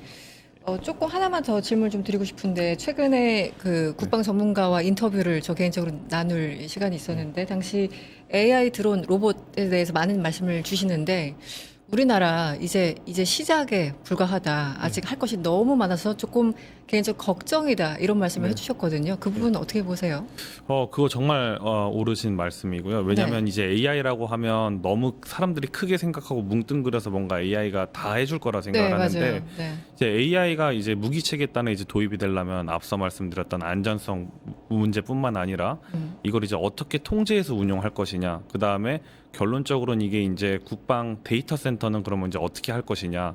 그리고 이러한 관리를 하려면 사실 징병제로 해가지고 1년 반 있다가 뭐 제대를 하게 되면 사실 전문성이 이제 구조적으로 갖춰지기가 되게 어렵고 축척이 안 되니까. 예, 그다음에 네. 이제 하사관하고 지금 장교들도 많이 이탈을 하고 있습니다. 맞아요. 예, 그러다 보니까는 이제 모병제로 해서 사실은 꾸준히 이렇게 계속 AI에 대한 전문성을 군 네. 내에서도 누군가는 쌓아야 되는데 그런 게 없이 지금 이제 구조로 가다 보면은 AI를 아무리 도입하고 선진 기술을 배워서 국산화한다고 해도 그걸 운용할 인력이 이제 없을 겁니다. 그렇군요. 네. 그래서 이제 그런 부분들까지도 단순히 이제 AI 전력을 이제 들여와서 전력화하는 것뿐만 아니라 이 전력을 운용할 첨단군 정예군을 어떻게 잘 갖출 것이냐 이런 게 되게 중요하다고 생각을 합니다. 네. 그 육군사관학교도 이탈이 많다 그러고요. 그렇군요. 네. 우리 하사관 이 군의 이탈이 굉장히 가속화되고 있다는 거는 우리가 위기의 신호로 봐야 될 것 같아요, 그죠? 네, 맞습니다. 주제를 조금 바꿔가지고요. K 방산이 이제 정말 이게 화제인데 네. 정말 우리의 가장 경쟁력 있는 기술은 뭐고 우리가 어느 정도 수준에 와 있고 해외에서 무슨 경험하셨던 부분에서 좀 그런 구체적인 반응이나 뭐 이런 걸 좀 소개하실 수 있을까요? 네. 일단은 우리나라의 이제 가장 장점은 이제 엄청 빠른 배송과 이제 단기간 안에 납기를 맞출 수 있다는 부분들이 엄청 강점으로 부각이 됐고요. 네. 이제 폴란드나 이제 해외에서도 예상됐던 납기보다 빠르게 이제 납품했다는 거에 대한 엄청난 칭찬을 받을 수 있었고 저희는 지금까지는 이제 하드웨어 중심의 그런 자주포나 아니면 네. 전차나 전투기에 대한 우수성이 있었습니다. 네. 근데 이제 앞으로는 AI 무인 체계의 무기 시대가 도래하면서 이제는 소프트웨어 중심의 강점을 보여야 될 텐데 네. 저희 나라는 이제 과거에서부터 IT 강국으로 불리지 않습니까? 그래서 지금 빨리 국방 AX 전환을 통해서 좀 더 소프트웨어 중심의 무기 체계를 좀 더 갖춰야 되는데 해외에서는 하드웨어 정말 잘 만드는 나라로 그렇게 잘 인식이 되어 있습니다. 네. 아까 납기일 말씀해 주셨는데 한국은 납기일 오늘이면 그냥 이미 한 3일 전에 와 있다고. 그래서 유럽에서 너무너무 좋아한다고. 네네. 프랑스는 야 1년 더 기다려. 뭐 이렇게 네. 얘기를 하는데 그래서 유럽의 많은 국가들이 우리나라 K 방산에 대해서 뭐 예. 가성비나 예. 네, 납기일 뭐 등등 네. 완전히 만족하고 있다 이런 얘기를 들은 것 같습니다. 네, 맞습니다. 그나저나 어쨌든 우리가 K 방산을 쭉 수십 년간 기술을 축적해왔고 개발해왔고 그게 지금 빛을 발하고 있는 것 같은데 이것도 약간 구조적인 변화가 또 필요하잖아요. 예. 이제 인공지능도 뭔가 부착해야 되고 네네. 앞으로 또 갈 길이 굉장히 멉니다. 네. 이 첨단군 전환 비용도 굉장할 텐데 네. 이 재정은 어떻습니까? 재정 같은 경우에도 사실 지금까지는 이제 첨단군이나 정예군에 대해서 하겠다는 사실 군에서는 큰 그림만 있었지 아직 본격적으로 예산 투입은 이제 내년부터 조금 시작이 됩니다. 네. 그래서 이제 그런 예산도 더 이제 추가적으로 편성을 이제 해야 되는 부분이어서 지금부터 이제 어떻게 할 것이냐. 근데 이제 저희가 우를 범하지 말아야 되는 것들은 너무 국산화 하다가 이제 사실 AI도 엄청 큰 분야인데 A부터 네. Z까지 다 AI로 우리 국산화 하겠다 그러면 속도가 늦춰질 수가 있습니다. 그렇죠. 그래서 그런 점을 감안을 해서 이번에 이제 아직 예산을 이제 집행하는 게 이제 크게 본격적으로 시작은 안 됐다 보니까 그런 부분들에서 어떻게 빨리 전력화할 거냐. 그다음에 지금 중요한 거는 이미 만들어 놓은 우리의 K 방산 하드웨어 장점을 잘 활용해서 어떻게 제2의 K 방산 붐 수출 붐을 이제 네네. 만들 거냐. 이런 것들이 좀 중요할 것 같습니다. 네. 그럼 대표님이 보시기에 이게 미래전의 승패를 가르는 결정적 요소가 뭔지를 알아서 그걸 가지고 국방 개혁을 해야 될 거 아니에요? 맞습니다. 네. 그렇습니다. 그렇잖아요. 뭐 그냥 국방 개혁이 아니고 네. 네. 미래전에 어떤 것이 결정적 요소가 돼서 그 결정적 요소 성공하려면 이런 국방 개혁을 해야 된다. 그럼 그게 뭐가 있을까요? 일단은 그런 걸 식별해서 도입하는 것도 가장 중요한데요. 지금 이제 문제가 뭐냐면 이런 소요나 이런 것들을 보고 뭔가 기획을 해서 전력화를 하려 그러면 과거에 10년에서 15년 정도 걸렸고요. 네. 이제는 지금 좀 단축돼서 한 7년 정도까지도 걸립니다. 평균적으로. 근데 이제 문제는 지금 식별해서 이게 빨리 돼야만 된다고 생각해서 하는데 우리 국내에 전력화되려면 7년이 걸리면요. 네. 7년 뒤에는 그게 의미가 없을 수가 그러네요. 있습니다. 네. 그러다 보니까는 지금 뭔가를 식별해가지고 빠르게 국방 AX를 해야 된다는 것도 동의는 하지만 그 전에 기초 체력이나 기반이 다져지려면 어떻게 하면 빠르게 이 무기 체계를 획득하고 이거를 어떻게 빨리 군에 도입할 거냐 네. 이런 문제가 선행되어야만 해결이 되고 선행이 돼야만 이제 저희도 이제 그 다음을 이제 볼 수가 있을 것 같습니다. 맞아요. 그 얘기 하더라고. 군인들하고 얘기해 보니까 우리나라 무기 획득 체계가 무기 소요. 이게 AI 드론이 필요합니다라고 이제 제기를 하게 되면 그것이 이제 몇 단계를 거쳐 가지고 결국 오게 되는 게 한 7년 뒤에 오면은 그때 이미 다른 무기가 다른 기술이 막 대세가 돼 버린 거죠. 맞습니다. 그렇게도 되고요. 사실 아시겠지만 우크라이나 전쟁은 불과 일어난 지 한 3년, 4년 정도 이제밖에 안 됐는데 이제 그때서야 이제 드론이 어떻게 전쟁에서 게임 체인징이 되는지 이제 3, 4년 만에 깨닫게 된 겁니다. 근데 아직도 만약에 그때부터 뭔가 소요 기획을 해서 됐으면 3, 4년 뒤에까지도 아직도 지금 시점에서 보면 도입이 안 되는 거거든요. 그러다 보니까 이제 그런 문제점을 진짜 해결하지 않으면 또 그런 앞으로 계속 아무리 식별을 해도 그 식별된 기술들이 큰 의미가 없을 수 있다. 이런 걸 좀 말씀을 드리고 싶습니다. 네. 그 대표님은 군 관계자들도 직업상 만나시죠? 뭐 답은 항상 현장에 있다고. 이 군 관계자들은 요즘 어떤 얘기를 가장 많이 하나요? 어떤 요구를 할까요? 이거는 좀 빨리 해줬으면 좋겠다. 답답하다. 뭐 이런 게 있을까요? 일단 엄청 많은데요. 네, 엄청 많은데 다 얘기해 주세요. 일단 첫 번째는 이제 예를 들어 지금 뭐 AI 드론을 얘기했으니까 아직 군에 도입된 AI 드론은 없긴 한데 드론은 있습니다. 근데 이제 문제가 뭐냐면요. 이게 3천만 원짜리 드론도 있고 1억짜리 드론도 있고 한데요. 이제 사실 드론은 날리다 보면 떨어지기 십상입니다. 그다음에 이제 전폭 드론도 그렇고 떨어지는데 이제 군은 사놓고 나서 이제 걱정이 되는 겁니다. 내가 만약 이거를 진짜 임무를 위해 쓰다가 떨어지면 다 자기 책임이니까 이게 운영 안 하니만 못하다 생각하고 있어도 그 두려움 때문에 손쉽게 접근을 못 하고 있는 그런 상황입니다. 그리고 이제 실제 상황이에요? 예, 실제 상황입니다. 너무 아닌 것 같은데요. 훈련을 못하는 거잖아요. 자동차 망가질까봐 자동차 시운전 못하는 거 똑같은 그런 거예요? 겁니다. 그런 게 지금 실제 현상에서는 좀 벌어지고 있어서 그런 이제 부담감을 지금 많이 좀 덜어주는 그런 것들이 좀 필요할 것 같고요. 그다음에 이제 드론은 때때로는 이제 무기 체계로도 구분이 되는 경우가 있습니다. 그러니까 사실은 자폭 드론은 소모성이어서 탄약처럼 쓰고 나면 원래 이게 전력 지원 체계로 분류가 돼야 된다는 부분도 있긴 한데 무기 체계로 분류를 하다 보니까 무기 체계는 망가지면 안 되지 않습니까? 그래서 그러다 보니까 이제 드론 운용을 하면서 그런 거에 대한 걱정과 두려움이 되게 큽니다. 그래서 그런 것들도 좀 그러니까 그 부담을 좀 줄여주는 게 필요하고요. 그다음 이제 또 한 가지 트렌드를 봤을 때 제가 어떤 현상이 벌어지고 있느냐를 보면 아까 말씀드렸다시피 7년도 엄청 빠른 겁니다. 보통 10년에서 20년 정도 걸리거든요. 무기 체계를 전력화하려면. 그러면 이제 그 각 요소 절차별로 그 의사 결정을 해서 이 무기 체계로 가겠다고 결정하는 사람들이 있습니다.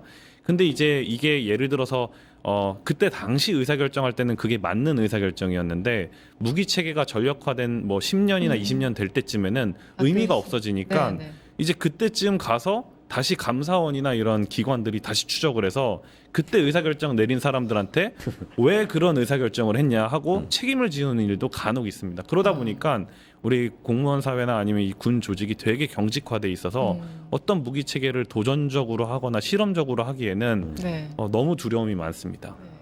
제도 변화가 필요하네요, 그죠? 네, 맞습니다. 근데 지금 얘기를 듣다 보니까 결국은 이제 국방력도 새로운 신기술이 나와야 되는 거네요, 그죠?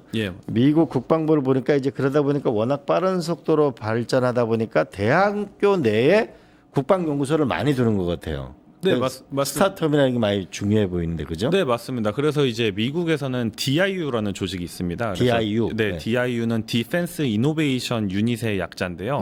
그 같은 경우 국방부 산하 조직이고요. 근데 어디에 있냐면 실리콘밸리에 있습니다.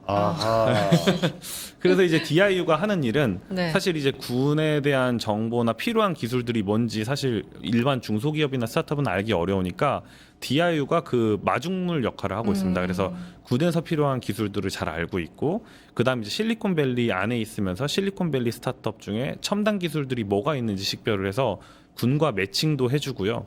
필요에 따라서는 이제 50만 불, 60만 불씩 지원도 해줍니다. 이번에 그 얘기를 들어보니까 전동근 대표님께서 그 시드머니로 어마어마한 투자를 받으셨다고 하는데 어쨌든 아주 오랫동안 어떤 문제의식이 조금 있으셨을 것 같아요. 이게 창업을 하기가 사실은 굉장히 어려운 분야 같습니다. 왜냐면은 돈도 많이 들고 그렇다고 뭐 100% 뭐 보장 이런 것도 사실은 아니잖아요. 맞습니다. 어떻게 시작을 하게 되었습니까?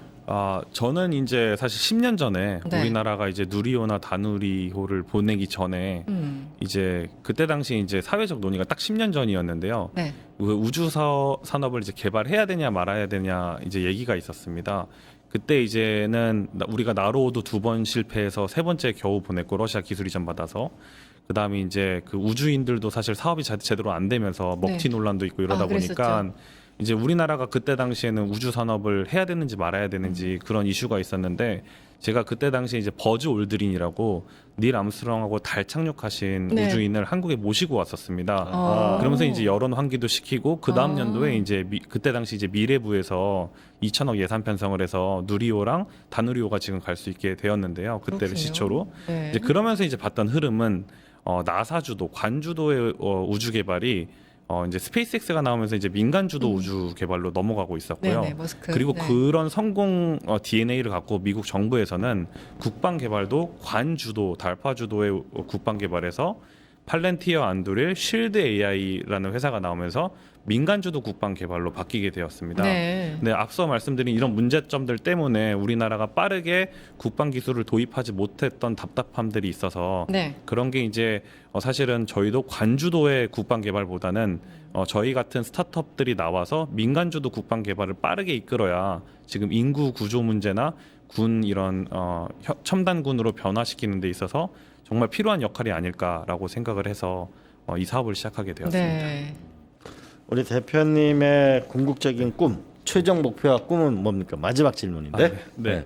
저는 있잖아요. 그 사실 이 사업을 하는 이유는 사업 보국이라는 그 좌우명을 갖고 있습니다. 그래서 사실 우주 산업을 했던 거는 제가 죽을 때까지 정복하지 못하는 산업이 우주 산업이라 생각을 했고요.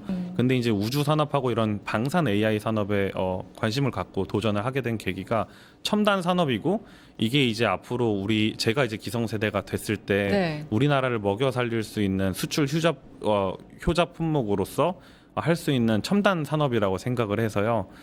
이 사업을 시작하게 되었는데 네. 앞으로도 절대 이런 좀 힘든 현실에 굴하지 않고 지속해서 우리나라 경제 보탬이 되는 그런 대한민국의 글로벌 창업가가 되는 게 제 꿈입니다. 이 32살에 우리가 꿈을 갖고 있는 대한민국의 국방력도 강하게 하고 미래 산업도 만드는 첨단 창업가를 한번 만나는데 이런 분들이 많아졌으면 좋겠어요. 그럼요. 네. 곱하기 100. 네. 곱하기 100. 네, 지금까지 퀀텀 에어로 전동근 대표님과 함께했습니다. 오늘 말씀 고맙습니다. 네, 고맙습니다. 네.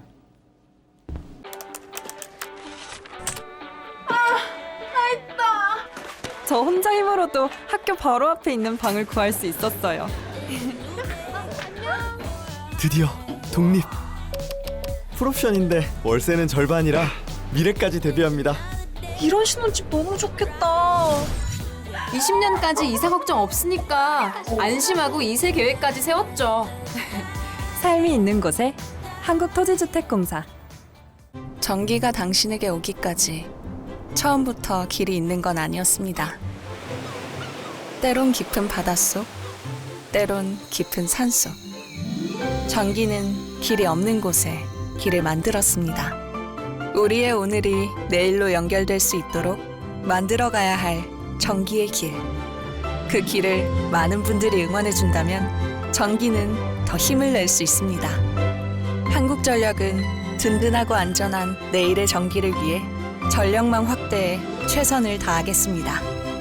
모두의 내일을 위해 해야 할 일을 합니다. 한국전력. 네, 끝내주는 인터뷰 시작합니다. 오늘은 기후위기 시대의 물, 그다음 반도체 시대의 물을 한번 집중적으로 다뤄보겠습니다. 물 박사님이라고도 하고요. 우리 수자원공사의 기능직으로 들어가셔서 처장까지 지낸 57년 만에 새로운 역사를 쓰신 분입니다. 우리 물 박사님, 이중열 박사님 모셨습니다. 안녕하세요. 안녕하세요. 네. 이중열입니다. 우리 그 박사님 말씀하신 것 중에 하나가 좀 눈에 띄는 게 이 물 부족을 극복하기 위해서 남북 간의 물 대탕트가 필요하다고 말씀하셨는데 이걸 좀 짧게 설명해 주면 어떤 걸까요? 지금 일단 한강 수계에 물이 이제 한계에 도달되고 있고요. 그리고 이제 한강 수계에 뭐 대규모 댐이나 댐 건설하기 위해서는 사회적 합의도 힘이 들고 그리고 마땅하게 또 물을 확보할 수 있는 그런 공간도 이게 많지가 않습니다. 그래서 지금 북한에 있는 임남댐과 평화댐 양쪽에다 26억 톤씩 저기 시설 용량이 돼 있는데 그 물을 워터 디탕트를 해서 그 자원을 활용하자 그런 취지가 되겠습니다. 그러면 금강샘 댐 북한에 있는 거에 금강샘 댐 인남댐에 있는 26억 톤이 있다 이런 얘기네요. 예, 맞습니다. 소양강 댐은 몇 톤이나 되죠? 29억 톤입니다. 비슷비슷하네요. 그러면 충주 댐은 어떻게 되나요? 충주 댐은 27억 톤입니다. 27억 예, 톤. 예, 예. 그러면 그 중에 북한 쪽에 있는 걸 일부 쓰면 된다. 그러면 이게 이제 좀 안전 문제가 필요할 거 아닙니까? 그건 어떻게 극복하죠? 안전 문제라고 하면은 일단 그 워터 디탕트를 하자라고 하면은 만일에 임남댐을 26억 톤을 저장을 했다. 만약에 그거를 뭐 공격용으로 사용을 한다라고 하는 거는 지금 사용을 할 수가 없고요. 만일에 예를 들어서 임남댐을 동시에 폭발을 했다. 26억 톤이 물이 내려오면은 평화댐에서 26억 톤을 커버할 수가 있거든요. 있고 26억 톤 중에서 한 3분의 2 정도는 그 북한 지역이 침수가 되기 때문에 폭발을 할 수 없는 그런 여건입니다. 어쨌든 남북 관계가 좀 좋아지게 되면 이 남북 물 대탕트의 시대가 오면 우리의 물 부족 문제도 극복할 수 있겠습니다. 또 하나는 그 박사님께서 보면은 해수 담수화 예. 이것이 우리의 물 부족을 극복할 수도 있고 거대한 4천억 불 시장에 도전할 수도 있다 이런 말씀을 하셨는데 해수 담수화라는 게 구체적으로 뭐죠? 해수 담수화라 하면은 일단은 이제 바닷물을 이제 먹는 물로다가 이제 처리하는 과정인데요. 짜니까요. 예. 보통 이제 서해안이나 남해안 같은 경우는 그 이제 TDS 농도로 갑니다. 염분 농도. 염분 농도가 한 3만 5천에서 4만 TDS가 되는데 그거 자체를 아로막 리버스 오스모시스라고 해갖고 아로막을 이용해서 물속에 있는 뭐 미네랄이나 염분 자체를 완전히 제거하는 그런 막이 되겠습니다. 그 막을 이용해서 이제 일반 뭐 생활용수로 쓸 수도 있고 또 수돗물로도 쓸 수가 있고 공업용수로 쓸 수 있고 그렇습니다. 근데 해수 담수화 기술은 우리가 보통 발전소에서 열을 가해 가지고 그 전기 분해 방식이라고 그러나요? 예. 그 방식이 있고 지금은 이 역삼투압 방식이 두 가지가 있는 건가요? 그러면? 아니 이제 대표적으로다가는 저희 이제 국내 이제 D사에서 이제 중동 지역에다가 해수 담수화를 엄청 많이 이제 시공 실적이 있는데 그거는 이제 증발식이라 그래가지고 증발식. 예. 이제 증발식이라고 하면은 이제 바닷물을 끌어와서 일반 일ገብ일 때 물의 끓는 온도가 100도가 되잖아요. 네. 근데 요 물 자체를 진공을 시킵니다. 로에 가져갖고 진공을 시키게 되면은 그 비등점이 한 65도 물이 끓어오릅니다. 그렇게 해서 그거를 이제 물을 증발을 시켜서 그 물을 모아서 쓰는 게 이제 증발식이 되는 거고요. 그리고 이제 열을 가해서 증발시키는 게 증발식이고. 예. 근데 이제 그건 하나 이제 단점이 대용량을 할 수 있는데 에너지가 너무 많이 들어갑니다.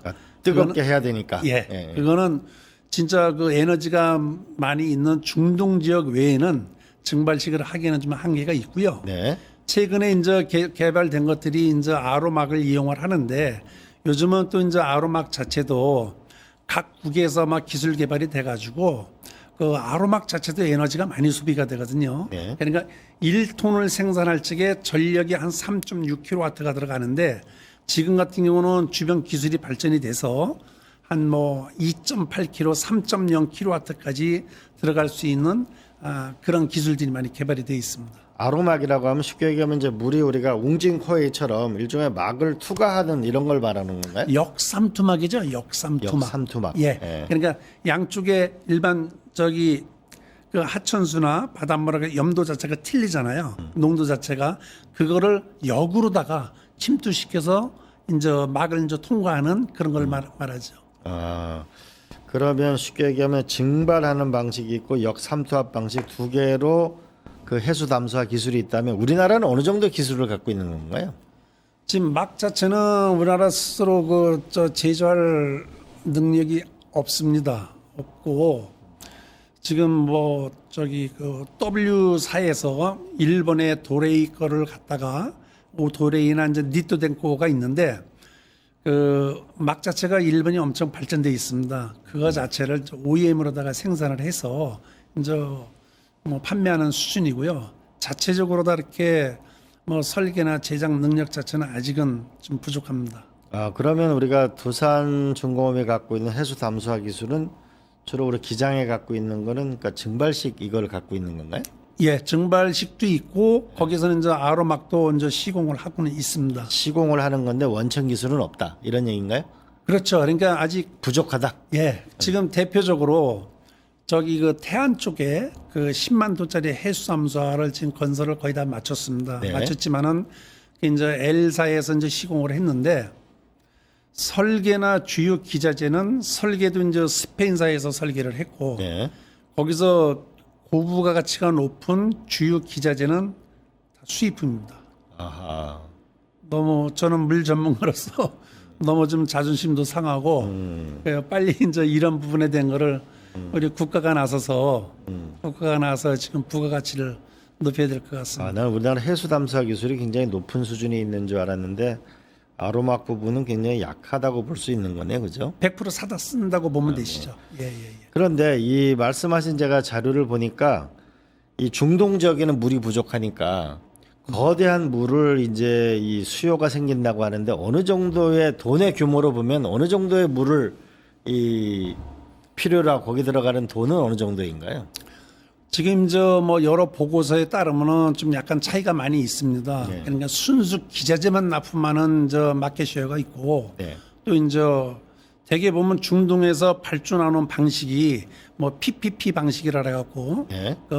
개인이 투자를 해서 건설을 하고 운영을 하면서 운영이 뭐 20년, 30년 운영을 하면서 투자비 회수하는 방법 이제 그런 방법이 또 하나 있고 또 이제 EPC라고 해서 그것도 이제 민간이 투자를 하고 국가에서는 적은 비용을 투자를 해서 나중에 그 시설물을 국가에 인수인계해 주는 그런 비용이 있는데 보통 중동 지역에서 지금 전 세계적으로 다 보면은 운영 관리까지 포함하면은 네? 연 매출액 자체가 3천억에서 4천억 불까지 이렇게 보고가 되고 있습니다. 아하, 중동 지역에서 연간에 물과 관련된 그 액수가 4천억 불이면 한 600조 정도 되는 건데, 그죠? 그러니까 꼭 이제 중동뿐이 아니고 네. 중동이나 아프리카나 아프리카. 예. 그리고 전 세계적으로다가 이제 그런 부분이 있고 또 꼭 뭐 아로막이라는 것 자체는 꼭 그 물 생산하는 그것도 있지만은 일반 정유회사라든지 약품 제조회사라든지 또 발전소라든지 이런 데도 그런 시스템들이 들어가거든요. 네네. 아로막 자체가. 네네. 이제 그런 비용 다 따졌을 적에 뭐 1년에 뭐 한 3천억에서 4천억 불 정도 그 네. 정도 매출이 발생된다. 이런 4천억 불이라고 그러면 거의 우리나라 예산보다 조금 적은 규모네, 그죠? 맞습니다. 여기에 그럼 우리가 선진적인 기술을 아로막 기술 같은 거를 개발하게 되면은 우리나라의 물 부족 문제도 해결할 수가 있고 바다에는 물이 많으니까 또 하나는 전 세계 새로운 경제 시장을 만들어낼 수도 있는 거네요.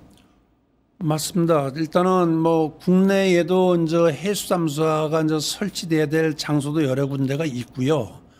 그리고 저는 이제 물 전문가로서 빨리 이걸 좀 자립화를 시켜서 저는 국내보다도 일단 수출 아이템으로 만들어서 우리나라의 그 국익 창출을 해야 되는 거 아닌가 그런 마음이 좀 간절합니다. 지금. 그 수출할 수 있는 경쟁력을 가지려면 우리가 뭘 해야 되나요? 일단은 뭐 당장 아로막 자체를 뭐 연구 개발해서 제조한다는 것 자체는 좀 시간이 걸릴 거고요. 일단은 우리나라 국내에 지금 대산 해수잠수화 10만 톤짜리가 지금 거의 준공이 됐고 또 그 서해안이나 남해안 쪽에 해수잠수화를 설치해야 될 곳이 몇 군데가 있습니다. 어디가 있나요? 지금 뭐 대표적으로 여수라든지 포항, 뭐 강릉도 이번에 이런 문제가 발생이 됐고요. 네. 주로 이제 근본적으로 내륙에서 수산력이 부족한 지역, 예. 그쪽에 대개 보면 이제 충남 서부권이 많이 있습니다. 네. 그런데 그런 거를 좀 정부에서 좀 해수잠수화를 발주를 해서 우리나라 그 건설사들한테 설계하고 시공 능력, 운영 능력까지 자격을 부여해 줘야지만이 중동 지역에서 나오는 걸 입찰에 참여를 할 수가 있거든요. 아, 국내에서 일종의 시공 능력이나 이런 것이 있어야만 중동 지역에 참여할 수 있다 이런 건가요? 입찰에 참여를 할 수가 있죠. 아하, 예. 대개 보면은 중동에서 발주 나오는 것이 통치 방식도 많이 나옵니다. 설계, 건설, 운영 관리 이런 식으로 나오거든요. 근데 우리나라 건설사에서는 아직 그런 실적을 갖고 있는 업체가 예. 뭐 한두 군데, 한 군데 정도 그 정도밖에 없습니다. 아, 정리하면 이렇게 하면 되겠네요. 해수 담수화 그러니까 아로막 부분이 전 세계 4천억 불 정도 시장이 열리게 되는데 이걸 만들려면 우리나라 물이 부족한 여수나 포항이나 강릉 이런 지역에 우리가 먼저 해수 담수화 시설을 하면 거기서 우리가 기술이나 이런 것이 발전하게 될 거고 이 실적을 가지고 중동에 가서 갖다 팔을 수 있다 이런 얘기예요. 예, 맞습니다. 예. 그다음에 또 물과 관련해서 박사님께서는 초순수 이 반도체와도 관련이 있다. 반도체하고 물하고 무슨 관련이 있는 거죠? 반도체 공장에 초순수가 없으면 반도체 생산이 안 됩니다. 초순수라는 게 뭐죠? 초순수라 하면은 일반 물에서 물에 있는 이물질을 거의 퍼펙트하게 이제 제거해 준다고 보면 됩니다. 그러니까 완전 증류수 개념이죠. 예. 그러니까 초순수라고 하면은 일반 물에는 전기를 핸드폰을 빠뜨리면은 핸드폰이 고장이 나거든요. 아, 그렇지. 핸드폰을 물에 빠뜨리면 고장 나죠. 예. 근데 초순수에는 핸드폰을 열고 물 속에서 담궈놔도 고장이 안 납니다. 아하, 그거 왜 그런가요? 그거는 이제 물 속에 이물질이 전혀 없다는 거예요. 물 속에 이물질이 없는 걸 초순수라 한다. 예. 근데 그 초순수하고 반도체가 워낙 정밀하니까 예. 그런 초순수가 필요한 이런 얘기인가요? 그렇죠. 이제 그 초순수의 그 품질에 따라서 반도체 그 수율하고도 관련이 됩니다. 아하. 그러니까 초순수가 아주 깨끗하냐 안 깨끗하냐에 따라서 만약에 1톤의 입자가 뭐 수십 개가 들어있다라고 하면은 그 입자 자체가 반도체를 웨이퍼 가공하고를 측에 이물질이 달라붙어서 또 수율하고도 관련이 됩니다. 근데 우리나라는 초순수를 못 만드나요?